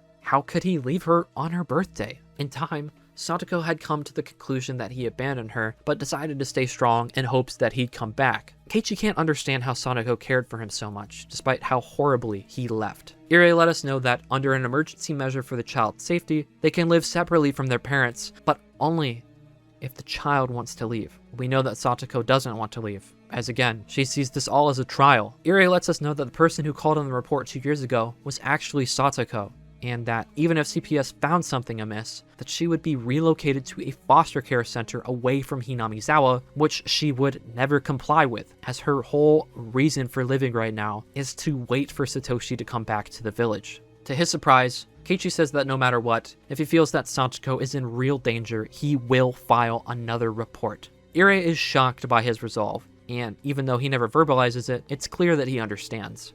That night, he mills through his head over and over again all the possibilities about how he should handle this situation. Things like, what would his parents think? How much would it cost? Could it be possible to have her live in their house secretly? He stays up until 3:30 a.m. because he doesn't want to, for a second, have the same thought process of wait and see what happens that everyone else seems to have. Despite all the possible solutions he goes through, he realizes that ultimately he is powerless in the end. The next morning, he wakes up hours late for school. Having not come to a conclusion yet, he decides to take a different route to school to give him more time to think. This is where we get a glimmer of how smart Keiichi is, with him accurately calculating how long it would take him to get to school. So, Keiichi sluggishly makes the walk over, running into Tomitake on his way. He's on his bicycle and gets lost trying to find the Furude shrine, so Keiichi helps him on his way over. When they arrive, Keiichi decides to head up the stairs of the shrine with him. Here, they bump into Takano, who does her typical, ooh, Oyashiro-sama, ooh talk, you know, the one where she just explains all these conspiracy theories of hers. They begin to talk about who will be the next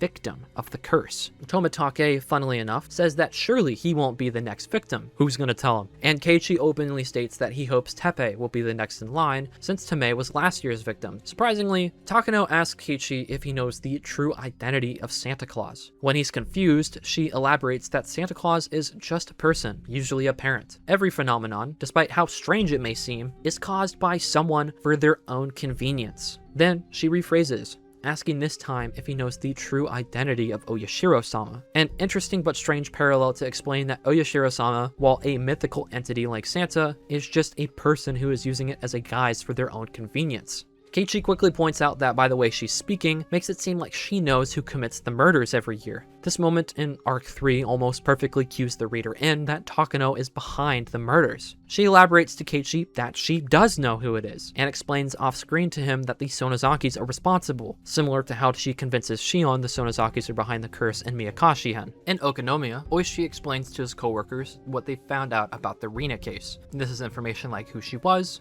why she died, and why she was smuggling drugs. It all relates back to Teppei. Since he had gone back to Hinamizawa, Oishi relates it back to what he calls Case S, this probably being Case Satoshi, since it feels reminiscent of what happened last year. Oishi seems to suspect that Satoshi is alive, and that he'll strike again this year to kill Teppei. Going back to the school, Keiichi is saddened when he notices Satoko is absent yet again. In the visual novel, everyone tries to be cheery and say they should pay Satoko a visit later, but Keiichi is brutally honest with them, acting as if they're unaware about what's going on. It's a bit selfish, almost as if this is a burden he bears alone, but it's an understandable reaction in this situation. Thankfully, he realizes he's being an asshole, and then he opens up about why he thinks Satoko is taking the abuse, and tells them about the bruises she had when he visited yesterday. The group decides together to tell Chi about what's going on, and she assures them she'll make a report. Throughout the entire conversation in the visual novel, it feels heavily like she's trying to pick a fight with Chie. Guys, I'm gonna say both pronunciations of Chie and Chi. Can you guys let me know which one's right in the comments? I know we're so late into this video, but I just realized that I actually am kind of unconfident about which one is the correct pronunciation. Anyways, her use of somewhat vague and ambiguous language drives him up the wall. While she was on the phone with her superiors, signaling for the two to leave, Mion tried to take Keiichi away, but he did his best to stay in the office.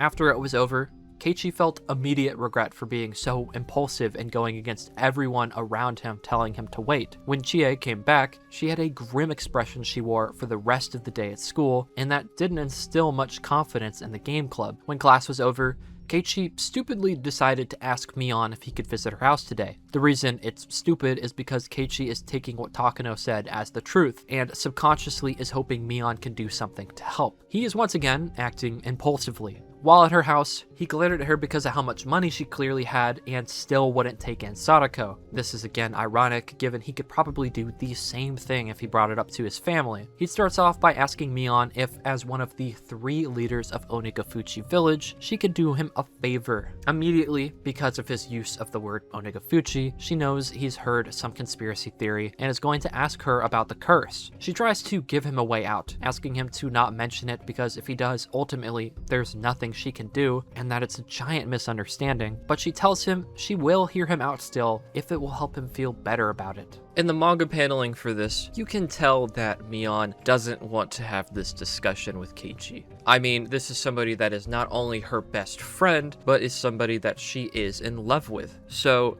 hearing that he is giving into conspiracies that has been engulfing the village, that always ends up pointing the finger of blame at her family, I can't imagine that's a very good feeling.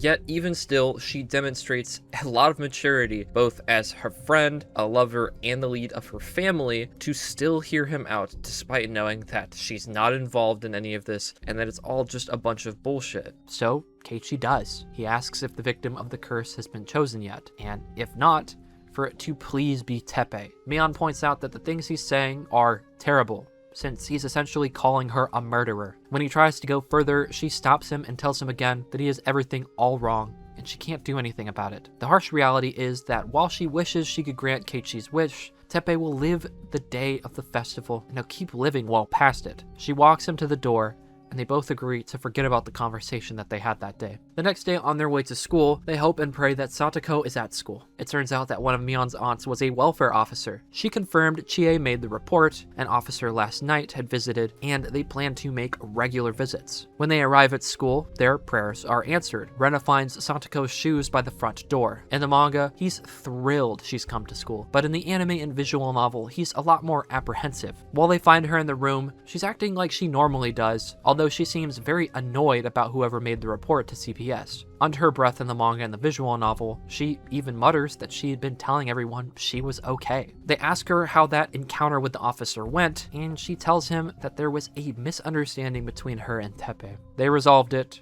her cold has gotten better, and now she's back in class. She is completely dismissive about the entire situation, and everyone realizes very quickly. Rika pulls Keiichi out into the hallway and lets him know that Satoko actually told the officers that nothing was happening at all. Chie joins their conversation, telling Keiichi that the officer determined nothing was wrong, and Keiichi blows up on her for not having actually done anything when she said that she would. Rika tells him to calm down and informs him about how Child Services is probably taking this report less seriously because of Satoko's incident in the past where she did fake abuse. It's here that Keiichi realizes that he can't really do anything at all no matter what he tries. With the fake abuse report in the past conflicting with CPS doing anything now, and Satoko openly refusing any help, he is forced to sit on the sidelines and watch. My friends, brace yourself. It's time for another of the most infamous scenes in Higurashi, and this one is rough to get through. I'm gonna get it out of the way now because I don't want to complain about it after the scene ends, because I know it would be highly inappropriate, but Studio Deen did this entire scene so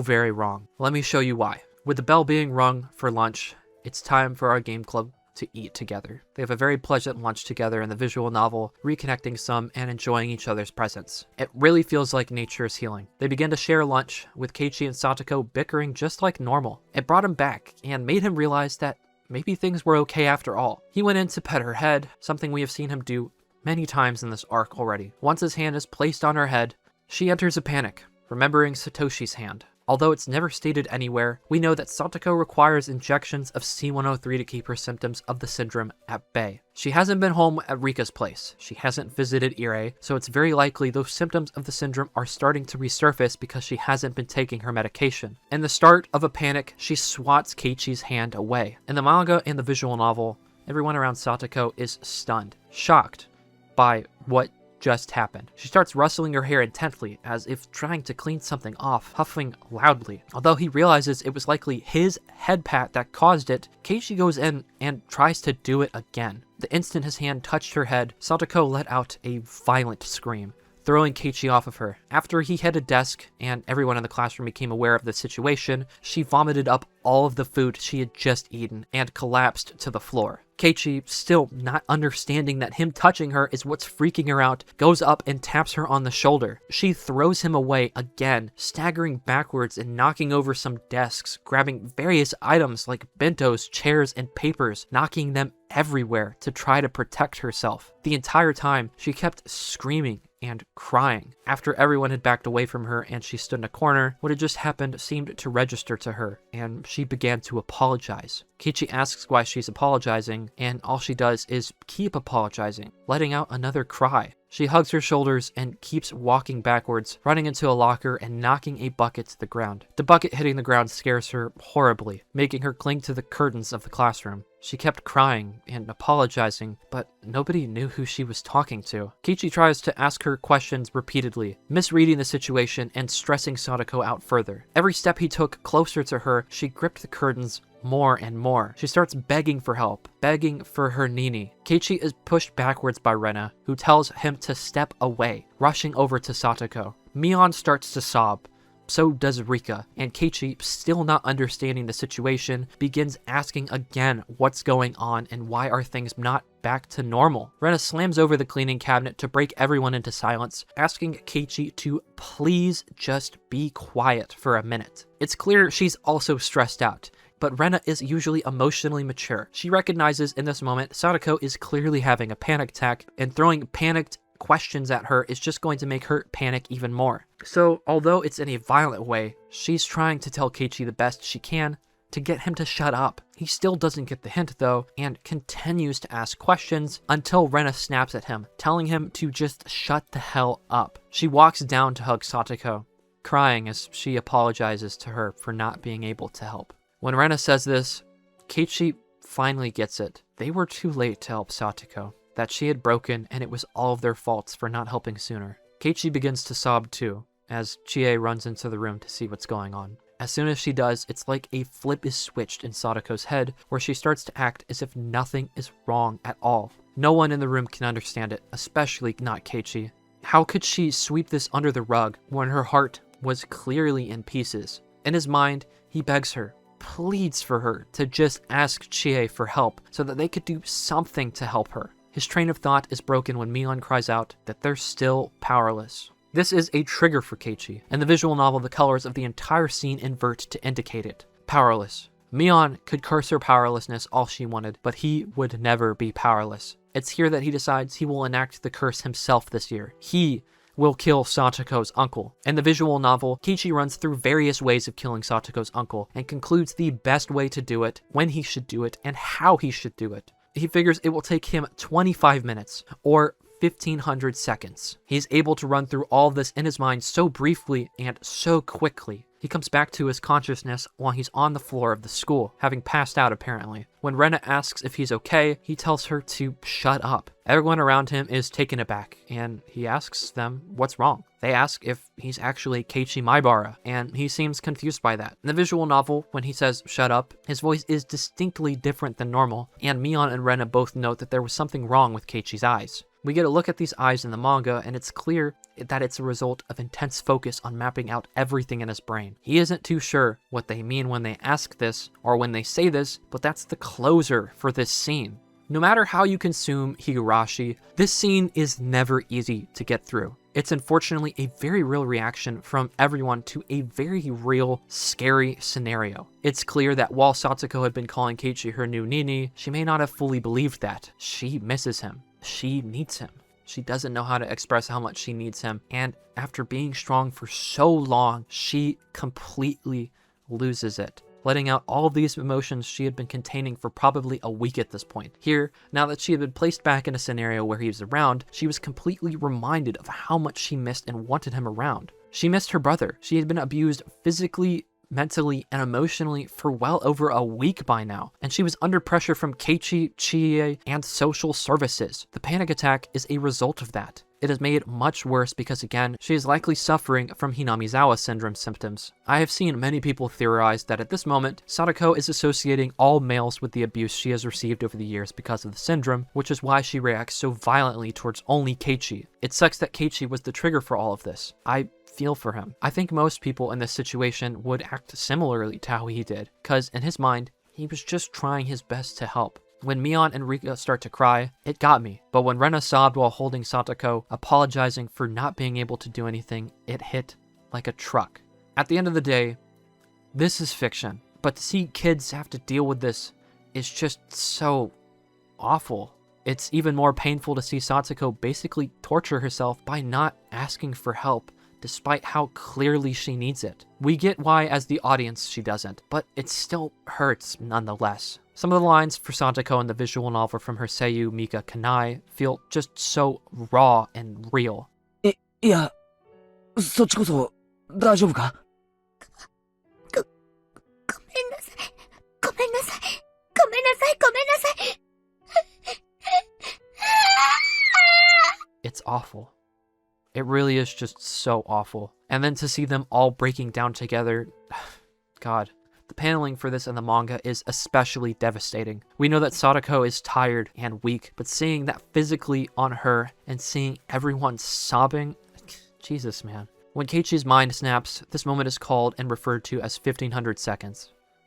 It's powerful and it's scary. We were always familiar with how smart Keiichi is, but to watch him thoroughly plan out this murder so quickly and effortlessly is honestly terrifying. The music they play during the visual novel heightens this moment greatly. Also, this scene during the manga is absolutely insane. It's just one giant panel of Keiichi screaming with the entirety of his thought train placed on his curled over body. I think it's very interesting too that he immediately has seemed to undergo a personality shift. If we're to take this with Kotohogushi-hen in mind, this is the moment that a Ryun could have entered his body. If we don't, it's clear this is when Keiichi moves from level 2 to level 3, maybe even level 4 of Hinamizawa syndrome. The anime, shockingly, is the only one that provides closure for this scene. Satoko calms down and goes to sleep in the nurse's office for what may be the first time in days. While I personally like the closure that the Deen anime gives us, I could see why narratively it wasn't included in the visual novel or the manga, as it makes this scene sit with you far longer than it would have if you just watched the anime. After this, Mion invites him to join everyone in preparing for the Cotton Drifting Festival. As you can imagine, he says no, and goes home to continue his planning, trying to understand what makes a perfect crime. The truth of what he realizes while talking to his mom is that the perfect crime is one that is never discovered. So, his plan is set. He'll kill Teppei on the night of the Cotton Drifting Festival, since last year he had fled town out of fear of the curse. It would make sense that he disappeared. He'll do it using a bat from Satoshi's locker, since no one checks it. The reason he wants to use it is kind of a delusional one, since Satoshi isn't there. He wants to step in and act as her nini. In the manga and visual novel, he hides the bat under a construction vehicle at the school. In the anime, he hides it in a hole in the wall outside. He'll call Teppei out to the mountain by pretending Satoko is injured at the clinic, where he'll kill him with a bat.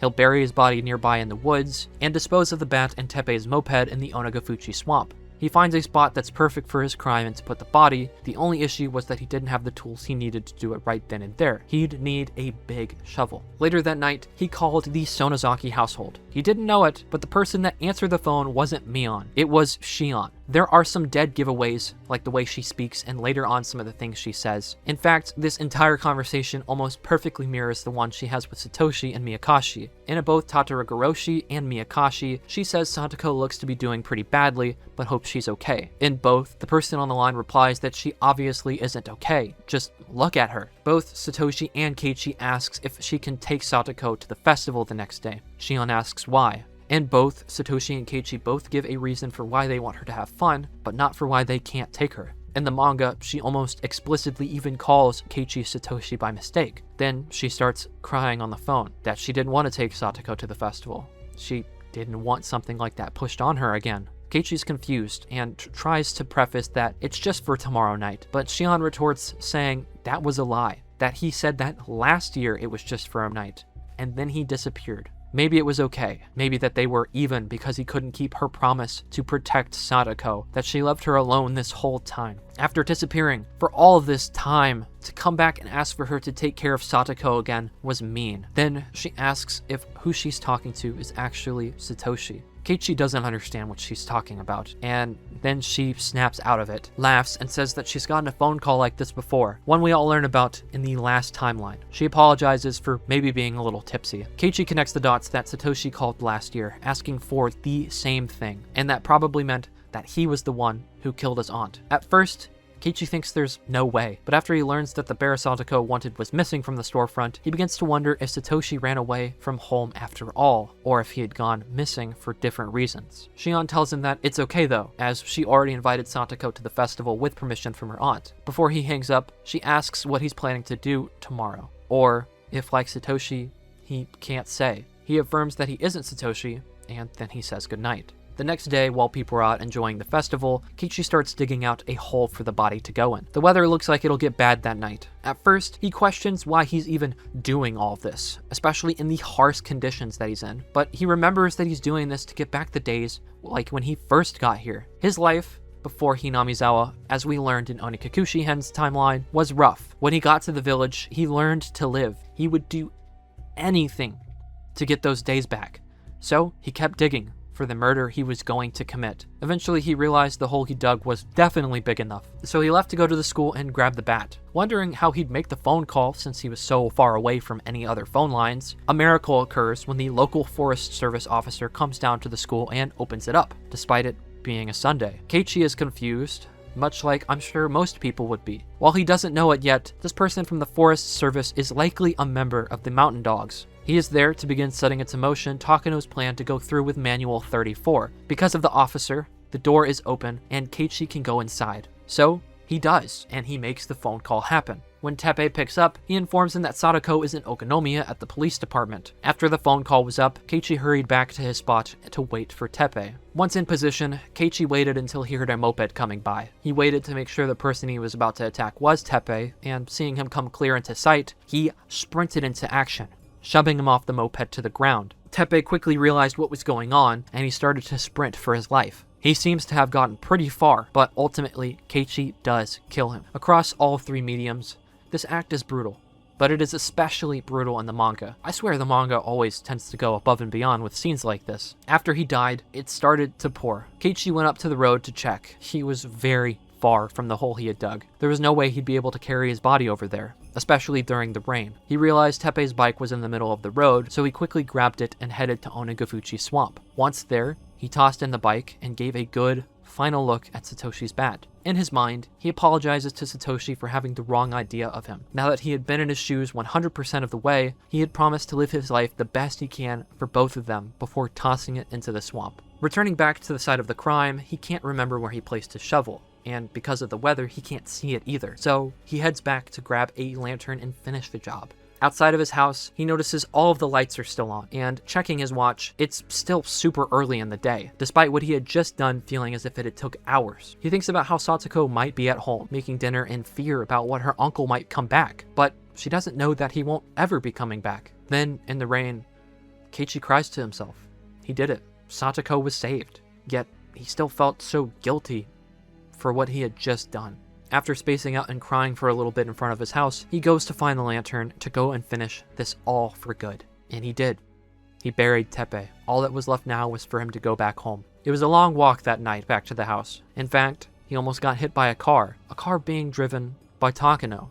To all of us, this should be an immediate red flag and clue for what's going on. By now, Takano should be in a barrel up in the mountains dead. How on earth is she here? She's also always with Tomitake in the night of the festival, so where was he? She questions what he's doing out in the middle of the night with no umbrella. His only retort for her is that he needed to retrieve the shovel from the dam site. Rena left it when they went treasure hunting. Immediately, she wonders why he felt the need to do that at night and during the rain. Feeling cornered, Keiichi thinks that he should probably kill her with his shovel right then and there. And you know what's crazy? If he did, he actually would bring an end to the entire series in that moment. But he didn't know that. Instead, she offers to drive him home, as through her almost hitting Keiichi, he twisted his ankle. He puts his bike in the back of her car next to another one. Initially, this is odd to him, but he dismisses this wonder. In the car, Keiichi loses himself in thought, but his thought is broken when Takano asks if he was able to bury the body all right. Although she quickly shows she's joking in the manga and anime, in the visual novel, she really digs into this idea, telling him that he has to bury it deep, otherwise it will be found very easily. Eventually, she does admit that she was just simply joking, but it becomes a little bit clear later on that that was not the case. At Keiichi's house, she asks him not to tell anybody about that night, especially Tomitake. This is when it clicks in Keiichi's mind that the bike in the back of her car was the same bike he rode earlier in that arc. He decides to ask about it, and she clearly doesn't take comfort in him asking this question. She begins to explain in a very roundabout way that there's no way it can be Tomitake's bike, but I think to any person, it would be obvious she killed him. But since Keiichi is so tired, he doesn't pick up on how weird she's being right now. In the manga, it's made especially clear by the expression she's making when talking about all of this. Then she repeats several times, "You and I did not meet tonight." At first, Keiichi is wondering why she says this, but then he realizes that she must have killed someone too, and he realizes she suspects Keiichi to have figured that out. This was meant to be a mutual understanding, mutual assured destruction, if you will. Otherwise, just like he thought about killing her, she had thought about killing him too. When he agrees with her to forget this, she says it's for the best for him, and when asked what she means, her only reply was this. いちいちうるさいわね。それくらい自分で考えられないの、坊や。 After this, she quickly leaves to drive away. As he watches her car disappear, Keiichi regrets not having killed her. He sincerely hopes and prays to himself that she will die. This entire scene in the anime is played a bit differently. Takano isn't that intimidating. She just seems kind of weird. In the visual novel, and again, especially in the manga, she seems downright sinister, like a real-life demon. As he goes to walk inside, he hears an extra footstep behind him. He turns around in a panic, but sees no one. So he decides it must have been nothing and heads off to sleep. We of course know that the person who he heard was Hanyu, as she was likely checking around that night to see what crime was committed in this fragment. It's very similar to how Shion heard footsteps on the night of the cotton drifting festival during Miyakashi-hen. The next morning, Keiichi struggles to get out of bed. He recalls the night before, playing it over a few times in his head. Could he have been caught? It was late in the afternoon by the time that he was finally able to get up and leave to go to school. In all mediums, he gets to school at various times, but the events that happen are all similar. As he approached, he heard an extra footstep again. Turning around, he saw no one was there. We again know this to be Hanyu, as she's at school with Rika. When he walked through the door, he noticed everyone's shoes were in the box, even Satoko's. He noticed Satoshi's shoes among the rest, and while he believes he avoided Satoshi's fate, he remembers that Satoshi disappeared days after the festival, so he wasn't truly safe just yet. Once he steps into the classroom, he is surprised by how everyone seems to remember him being at the festival when he obviously was not. Tomita, Okamura, Rika, Mion, and Rena, they were all even reciting very detailed memories of his time there last night. These memories they discuss are events that all actually happened in previous arcs, like the shooting fight with Tomitake for the stuffed animal and the defense of the takoyaki vendor. It's a cool detail in the visual novel as the typical cheery school track Paris no Go-Go plays, with the sound of cicadas eventually creeping in, as this is supposed to be a wholesome moment, but in reality, it's a very creepy one to Keiichi.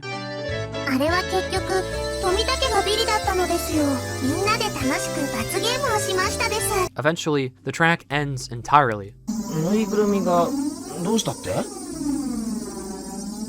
The reason they're all covering up for him is because of his phone call with Shion yesterday. Shion received a call like it before, as she told him, from Satoshi. After that phone call, no one gave Satoshi an alibi for the night he killed his aunt, so he was extensively questioned and pursued by Oishi for potentially killing her. In Miyakashi-hen, Shion scolds Mion for not giving an alibi for Satoshi sooner. Everyone is pretty aware that he probably did it, but no one gave him an easy out. Shion does end up giving him one, but it's too late and he promptly disappears not too long afterwards. So, for Keiichi's case, Shion relayed to everybody that Keiichi made a phone call just like Satoshi had. Rena confirms this later when she mentions Keiichi called the Sonozaki household. Everyone agrees to give Keiichi an alibi so that he won't be pursued by the police and disappear like Satoshi had. It's a foolproof plan. Or at least, they think so. Keiichi, as evident through this whole arc, is a worrywart ridden with anxiety, and he's dense as a motherfucker. It doesn't help that he's clearly developing the syndrome because he can hear Hanyu too. So, he doesn't see this as his friends homieing him. He sees this as a reason to be paranoid, that there are actually two Keiichi Maibaras in Hinamizawa. With all this talk about the night before, he set his sight on Satoko. He wanted to hear about the wonderful night she had, free of her uncle at the festival. He brings it up to her, and she's at a loss for words. What was he saying? When he turned to look at the rest of the gang, their expressions told them that in actuality, she hadn't made it to the festival the night before. She did make it out of her house and was on the way there, but turned around to go back home out of fear for how her uncle would react. Satoko begins to cry at school, saying how envious she is of everyone having fun at the festival. She wishes that she could join them, but has to provide for her uncle, unlike Keiichi, who has things provided for him. Without thinking too much about it, he asks if Teppei had come home last night. Satoko replied with something he didn't want to hear. Of course he had. Yesterday he tortured her so much, and today he tortured her before she came to school. He poured miso soup on her and threw breakfast at her. In the visual novel, she begs for her needy to come back again. Keiichi's at a loss for words. He killed him, right? Surely Teppei had died. The reason she thinks Teppei is still there is, again, because of a symptom of the syndrome. As we discussed earlier, Satoko is at level 5 symptoms, and they've been at bay for a while because of her C-103 injections. Now that she'd missed them, the symptoms were coming back. We know hallucinations are one of the symptoms of the syndrome, and after killing Teppei, Satoshi saw his aunt everywhere he went, thinking she was still alive. So, just like Satoshi, Satoko was hallucinating that her uncle was still alive and at the house. It is very likely that just like they are both colorblind, they both experienced the syndrome the same. This is actually further supported through Higurashi Go and Sotsu, as when Mion gets injected with H173, her symptoms and reactions are extremely similar to Shion's, suggesting that family members suffered the same conditions from the syndrome. I doubt this similarity between the siblings was made by coincidence. Satoko left the room with Rika. When she did, Mion decided to instigate and figure out what he meant by her uncle not coming home last night. Interestingly again, Deen does something good here, which is show that Rena and Mion aren't out to get him. Their expressions aren't hallucinated. Sure, their tone tones are firm, but you can tell they mean well. In the visual novel, and especially the manga, Rena and Mion both begin to question him about it, and in a way that begins to creep him out. What's interesting is that unlike in Onikakushi-hen, when he sees those cat eyes on Mion and Rena, in this arc he sees their eyes as empty, soulless. Eventually, they mention how they're going treasure hunting, and that Keiichi can't refuse. Again, in the anime, it's phrased a way that's carefree and friendly, but it's not that way in the other mediums. After Rena walks Keiichi home, he lets her know that he actually has something to do that day, making up on the fly that he has to go to a doctor since he has a cold. It's not explicitly shared why they want to talk to him at the dump, but we can infer from future arcs like Sumiho or Eboshi-hen that they are going to take him to the dump and talk to him about how they know he committed the crime and let him know they hid the body. But because he doesn't go to this, he is especially freaked out later on when he finds the body missing. But we'll get to that. After she leaves, Keiichi runs back to school to see if Satoshi's bat is there, and it isn't. So he quickly deduces that yesterday must have actually happened. But he doesn't seem to understand that if it did happen, his friends must be covering for him. Instead, as he wonders how this is possible, he decides to head towards the clinic again. Once at the clinic, he feels like Irie is about the only person he can trust. So he asks Irie if he saw him last night at the festival. Irie admits to not having seen Keiichi because he was drinking all night with the chairman. So Keiichi confides in him that for some reason, even though he didn't go, everyone is saying that he did. As the doctor tries to understand what on earth it is that Keiichi is saying, he eventually caves and admits to having killed Teppei last night. At first, Irie struggles to understand why Keiichi did this, questioning his account and making sure Keiichi's story was foolproof. Eventually, he does come to an understanding and thanks him for having saved Satoko. Irie tries to reassure him that the reason that they all claimed they saw him there was someone misinterpreting another person for Keiichi. Which, like, really? I'm surprised he didn't pick up that it's obvious his friends must have been covering for him or something. But despite his thanks, Keiichi explains that it's weird, even though he died, Teppei seems to have somehow come back home. They thoroughly go over the murder, and Irie determines that he should be dead, but they pass around the idea that Keiichi may have killed the wrong person. He's sure that isn't the case, though. All of this could have been remedied if Keiichi explained that Satoko was the only one that had seen Teppei, so Irie could have been aware that she was likely hallucinating after having skipped out on her meds. They decided to take 5 so Irie can go make some medicine. While he's out, Keiichi has to hit the toilet, but spots Irie talking to some doctors and listens in. Irie is talking to the mountain dogs, telling them the situation. One of them is tasked with making tea that has some sedatives included in it to put Keiichi to sleep. Irie notes that how quickly this disorder emerged is unprecedented, and that he may have been born with it or contracted it before he came to the village. Irie is talking about Hinamizawa syndrome, as he starkly, and for good reason, believes Keiichi is coming down with it. Whether he's going to put Keiichi in a medically induced coma, or he's going to put him to sleep to give him some C103 is unclear. Keiichi doesn't know that Irie is just trying to help him though. Instead, he interprets this conversation as Irie trying to kill him, which I don't blame him. If I heard a doctor trying to want to put sedatives in my tea, I'd think he was trying to kill me too. Their conversation is interrupted by another mountain dog that's here to inform them Takano's body was found, burned in a barrel in Gafuyu. Keiichi sees this as her just desserts, and seems to believe that for some reason it was his wish that led to her death. He notes Risa-san died, which is a nickname Irie has given to Tomitake because he struggles to pronounce lieutenant. Irie begins to believe in Oyashiro-sama's curse, but Keiichi persisted that it was his wish, and since they had died due to something Keiichi had wished, he wishes again for Irie to die. Keiichi popped a window and hopped out the clinic as quickly as he could. From the clinic, he books it to go back home. It's started to pour again, just like yesterday. There, he picks up a shovel, but realizes that he stupidly left the lantern where he buried Teppei's body. He quickly rides to where the lantern and the body should be to check and see if he's crazy. Once he's there, he's joined by Oishi and a bunch of police officers. Oishi asks for Keiichi to pay no mind to them and to keep digging. Keiichi gets up to leave, but is kept in the hole by some other policemen. So he keeps digging until he begins to wonder if he'd really dug that deeply before. Eventually, he gets too tired, so some of the officers take over. Oishi begins to taunt him, asking him if he digs holes at night for fun or as a hobby. As he taunts him, splashing muddy water in his face, Keiichi wishes for Oishi to die a horrible death, just like Takano. Man, bro is passing around death wishes like he's Oprah. I want you to die. I want you to die. I want all of you to die. Jokes aside, the tension is broken when the officers hit a pipe. There was no body.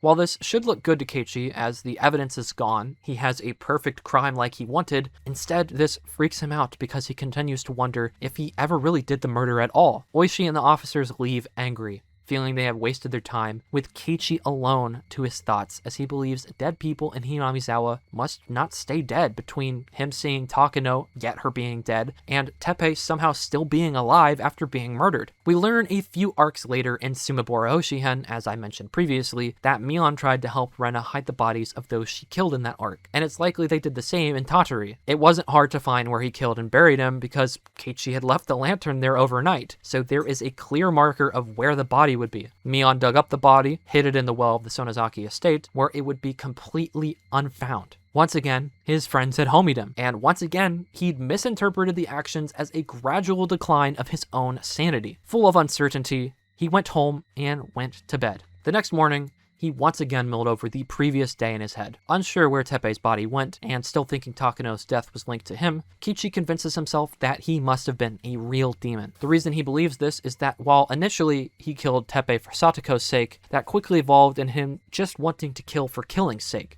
Like he was addicted to it. Much like Shion, Keiichi hears the second set of footsteps again, and much like her, he believes those footsteps to be Satoshi's. Keiichi grabs a hatchet, resolving himself that if Teppei is alive, he will go and kill him again to set her free. Arriving at the Hojo household, he notices that Teppei's bike is missing. Thinking that Teppei must be out of the house, he decides to go inside and check on Satoko, but also primes himself to ambush Teppei when he comes back. Quickly inside, he notices the remains of miso soup and dried rice. We mentioned way earlier that Chie read in a report that Satoko would enact the harm to herself and blame it on her stepfather, so it's very likely that the throwing miso soup and breakfast stuff she mentioned earlier was real, but that she did it to herself, much like how she bruised herself in the past. This is all because she imagines Teppei is really there due to the syndrome. Keiichi deciphers that something isn't right, given how early in the morning it was. Teppei should not have left home yet. Adding to this sense of unease was the sound of a running bath, which Keiichi notes that most people don't take baths in the morning. He comes quickly to the conclusion that Satoko very well had been in the bath for hours. Slamming open the door, he sees her slumped over body on the side of the bath, unconscious. He pulls her out of the tub. From how long she'd been in there, in the hot, steaming water, she seems to have been suffering a heat stroke. He wets a towel with cold water to be able to cool her down, and does his best to nurse her back to an okay temperature. As she came to, she could be heard counting around the 5,000s. The reason for this is because the hallucinated version of Teppei she sees ordered her to count to 10,000 in the bathtub because she smelled. Hearing this, Keiichi loses his absolute shit. The manga had a normal, frustrated reaction. In the anime, he reacted pretty violently, but his reaction in the visual novel, holy shit, man.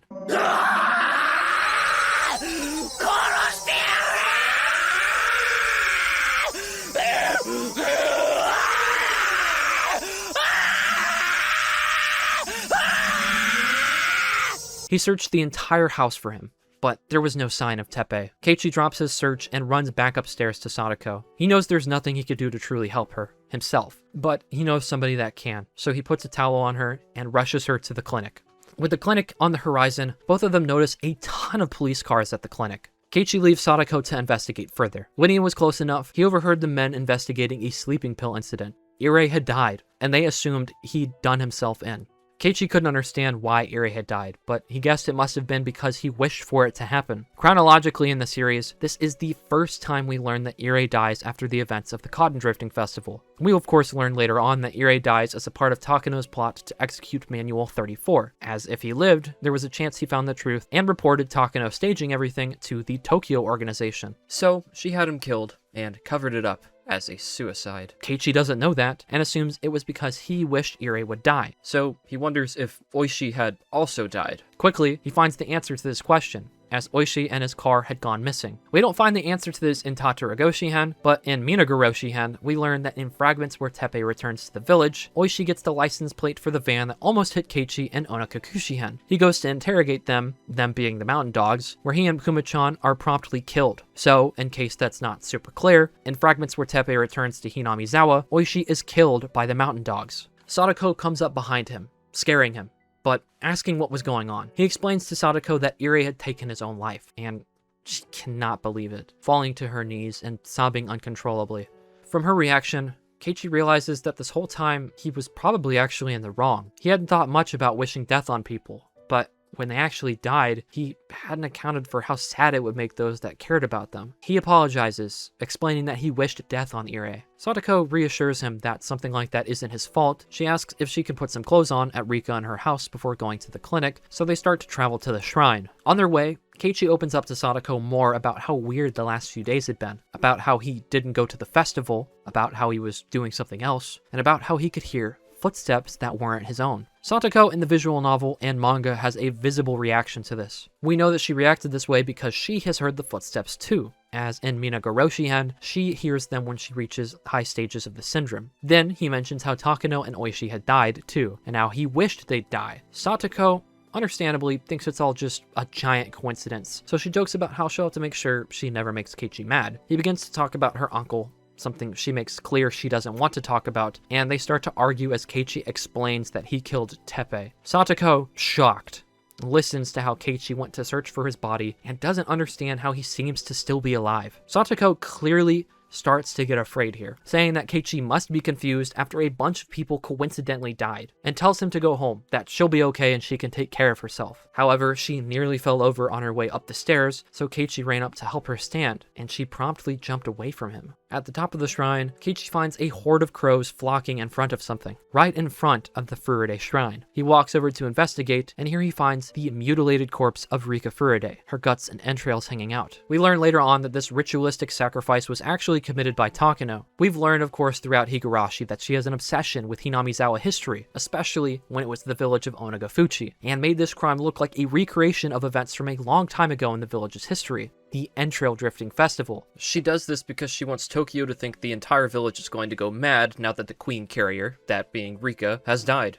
If she can prove this, she will be allowed to execute Manual 34 and prove all of the hypotheses for her grandfather correct. In every fragment that Shion isn't the killer, this is how Rika dies. In the fragments Shion is the killer, Rika dies and is disposed of in a well of the Sonozaki basement, and Manual 34 never takes place. Keiichi doesn't understand how this can happen because he didn't wish for Rika's death. Satoko runs back over, and the two sob together. In the manga and visual novel, Keiichi exposes the hatchet that he'd been carrying around to kill Teppei with by accident, and even though there was no blood on it, Satoko immediately jumps to the conclusion that Keiichi must be the one to have killed Rika, and runs away. In the anime, Keiichi uses the hatchet to get rid of the crows on Rika's body, which in turn gets blood on it and makes it look like he was the one that murdered her. I actually kind of prefer the anime's interpretation, because without blood on the blade, there isn't really any reason to believe Keiichi had done this, especially since he was with her. Although Satoko's mental state is unwell, so I guess it's believable. The events that happen next play out a little differently than expected across all of the mediums, but probably not how you'd expect them to be different. In the very original release of the visual novel, Satoko loses her towel and is completely naked. It's a very cursed sprite because Ryukishi made it especially detailed, if you catch what I mean. Thankfully, it was retconned in the manga gamer releases of the visual novel, and it doesn't make an appearance in the manga.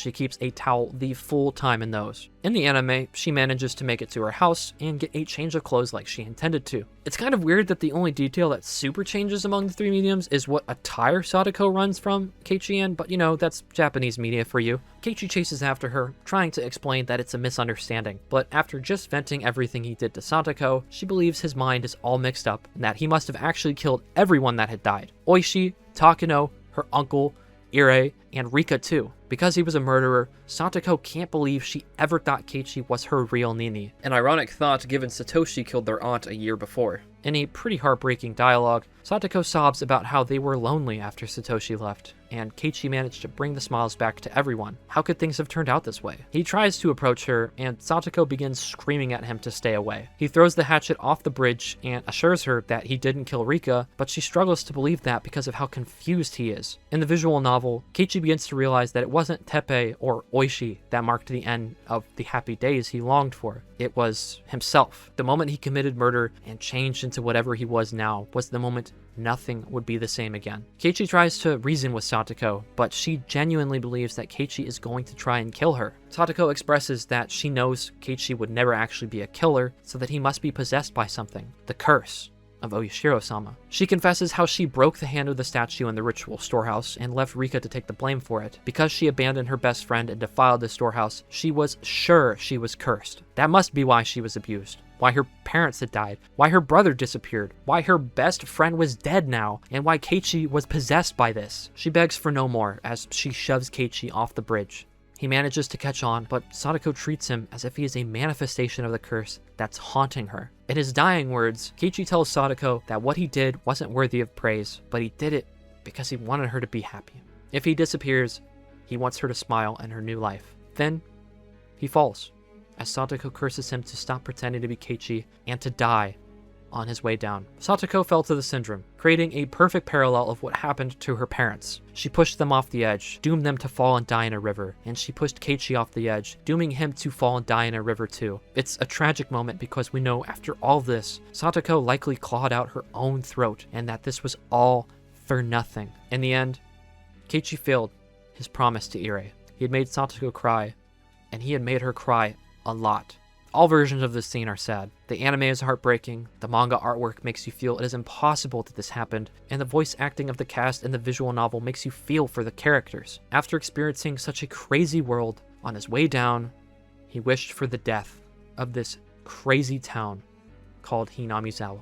In the manga, you see what you believe must be Keiichi's last thoughts. It's all of his fond memories with his friends. With the color and angelic glow, this must be him passing on, and you see these same in the anime. Shockingly though, those words, I said that were his dying words, were not. This vision isn't the pearly gates coming for him. Keiichi survived the fall. He seems to have landed on a cushion that broke his fall, but still passed out from the impact. He wasn't sure how long he'd been there. Keiichi knew that after the fall, he absolutely needed to visit the clinic. He trudges his way over after lifting himself up. There are no cicadas chirping, no wind, nothing. It was quiet in Hinamizawa. This unnerved him greatly. There was also a heavy, awful smell in the air. He approached the schoolyard and noticed there were many trucks, and in front of the school, bags as far as the eyes could see. He is questioned by the Self-Defense Force of Japan with a gas mask on. They give him a mask too after verifying he was a resident of the village, and here he is informed that while he was out, the village was struck by a gas attack. Volcanic gas erupted from Onagafuchi Swamp that killed everyone. He was the only survivor. Still believing that his wishes came true, he felt immense guilt that it was his responsibility for the entire village having died. The paneling for the manga is heartbreaking because from his emotions, you can tell he truly believes he's responsible for the death of everyone. Mion,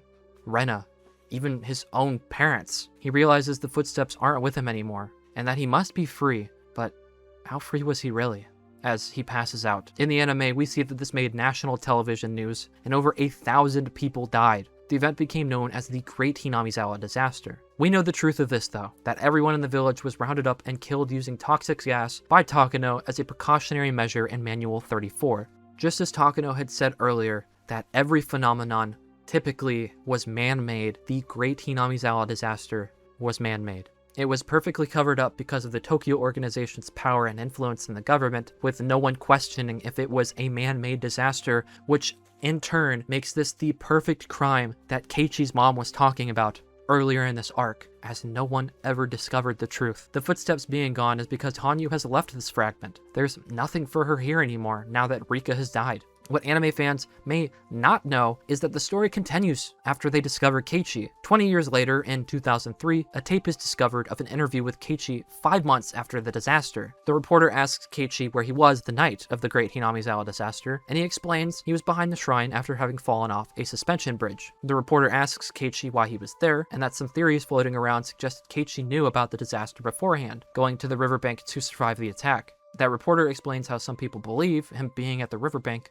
was simply impossible, and Keiichi mutters to himself a few times after this, saying that so many people use the word impossible. The reason people believe it's impossible is because if the volcanic gas attack actually happened, then Keiichi should have died because he was in an area where it would have been its densest. The reporter accuses Keiichi of lying, but Keiichi simply replies that if that's true, he wouldn't be surprised. The reporter is confused, but Keiichi goes on saying that things that were impossible all the time happened in Hinamizawa. People who shouldn't exist somehow. People who are dead end up being alive somehow. And then he starts to laugh hysterically to himself. The reporter changes the subject to something else, asking him if the disaster is related to the curse. Keiichi simply replies that can't be possible, because he was the person who enacted the curse that year. Confused again, He explains to the reporter that he wished the whole village would die, that he was responsible for the death of Takano, Oishi, and Irie, that the reporter should try stopping sometimes to see if he can hear the footsteps behind him.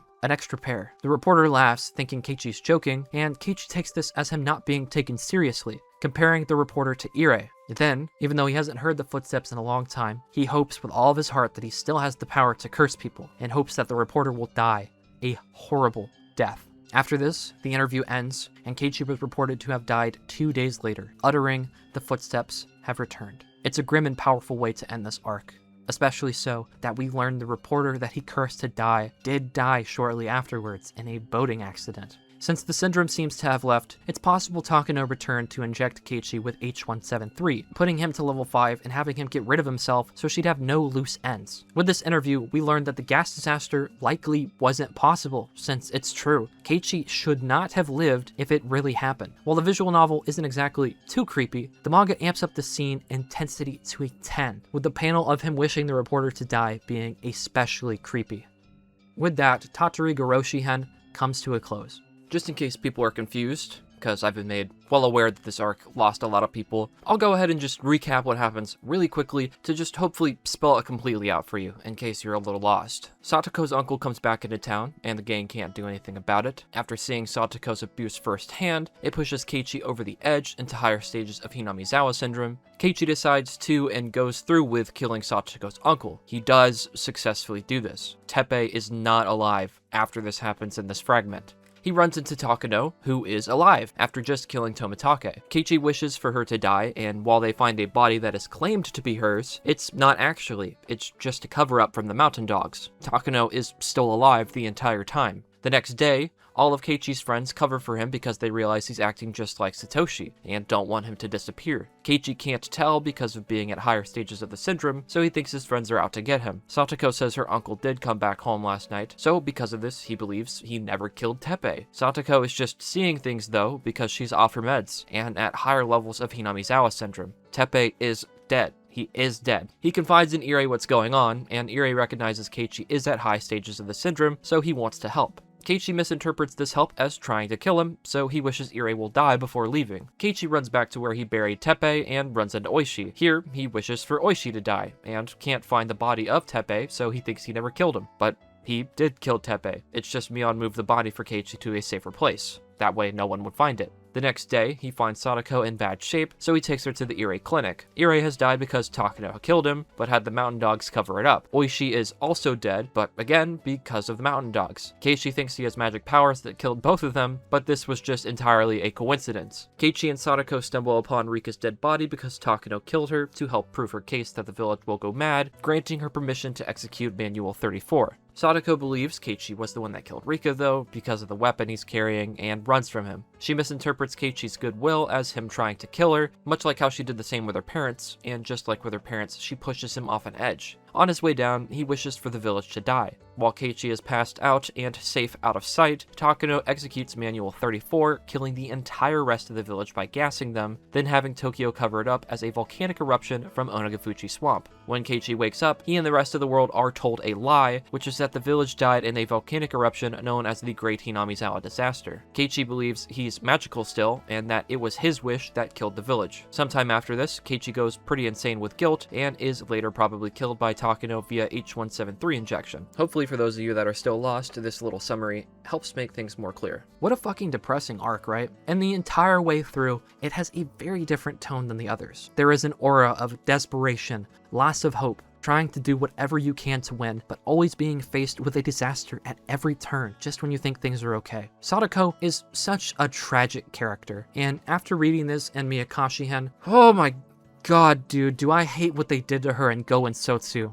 I already didn't like it before, but now it's just an outright disgrace to her character. I think I said it in the last timeline, but if I didn't, I just want to make it clear that I've got some strong opinions on the two now that some has passed and I've learned more about this franchise. This arc also gives us a good look at a really low point for Keiichi, with some of his concerns about his life before he came to the village coming to the surface. It's clear he's still battling demons and hasn't moved past his sins. Normally, He's a bit of a Chad and an upstanding guy, but many times in this arc he is selfish, greedy, and he doesn't seem to care about the well-being of others as much as he normally does. I think it's a great juxtaposition that makes his growth in the answer arcs even better to see happen. Plus, it is both kind of pathetic and kind of funny that Keiichi thinks he's a god that could curse people to die for seemingly no reason. He has no idea they were all just coincidences up until he dies in this arc. I also really just want to say, I love how much more screen time Tomita and Okamura get in the visual novel and the manga. And the anime, they don't feel very important, but in other mediums, they are consistently important side characters that matter. I love these little guys. I've always felt they should play more of a role in the story, and I'm happy to see this actually get to happen in the visual novel and manga. This is the first arc in the series where after reading it in the visual novel and manga, it becomes clear that you can solve the entire story with the details it's given to you in it. Takano is confirmed to be alive on the night of the festival, and she was definitely involved in Tomitake's death. We know Mion and the Sonozakis can't be involved with the disappearances every year. We can infer from Satoko pushing Keiichi off the bridge that this must be what happened with her parents too, meaning the curse didn't happen then. Satoshi was confirmed to have killed their aunt, meaning it wasn't the work of any curse last year and was human-made as well. Irie seems to know the unnamed disorder Keiichi has come down with, hinting to the existence at Hinamizawa syndrome. And we learn how Rika dies every single arc. Plus, Rika is unusually pushy at various points of the story that don't seem to match up with how she normally acts, foreshadowing that she is trying to get certain things to happen so that she can escape. A lot of it is neatly laid out for us, which is honestly so cool. Going back and rereading these after knowing the outcome of the story really adds so much more depth to it. Outside of his otaku humor, Ryukishi really is just an absolute genius. Now, let's talk about the mediums. The Deen adaptation for this arc wasn't the best. It usually isn't, but I will say it wasn't the worst that it's been. Unlike Miyakashi-hen, Watanagashi-hen, and Himatsubushi-hen, which felt like bastardized versions of those stories, this one adapted what it needed to, for the most part, to give those watching the full picture. It was missing some core details that did make things more emotional, foreshadowed future parts, and helped those consuming it piece together the mystery, but it was serviceable. I felt myself not really needing to explain too much compared to the other arcs we've covered, just mostly elaborate on more of the cut content, which, looking at the runtime of this video, I guess was a lot more than I thought. The manga and the visual novel, on the other hand, once again, serve as an amazing, tragic story that makes me think much higher of the arc than I had previously. I did my best to help explain everything in this to give you a full picture, and I hope it's helped. There's been some really cool details in here that I didn't know were here before. Now, as we ask ourselves every video, is this arc canon? The answer to that is, of course it is. It's one of the core 8 arcs of the story. Throw that shit in the timeline. For the next Higurashi Timeline, we will be covering an arc many of you might not know about called Sometsuhushi-hen. This is the first of many console-exclusive arcs that take place likely in the same fragment as Tatarigoroshi-hen, but deserves its own video instead of just being tacked on to the end of this one. I'm excited to talk about it because we all know that the answer and question arcs are canon, and most of you guys know about those stories, so finally getting to talk about something new that could spice things up is exciting. Maybe it will introduce some of you to some of your new favorite characters, or one of your new favorite arcs. Regardless, Happy New Year, thank you for watching, and I'll see you all next time.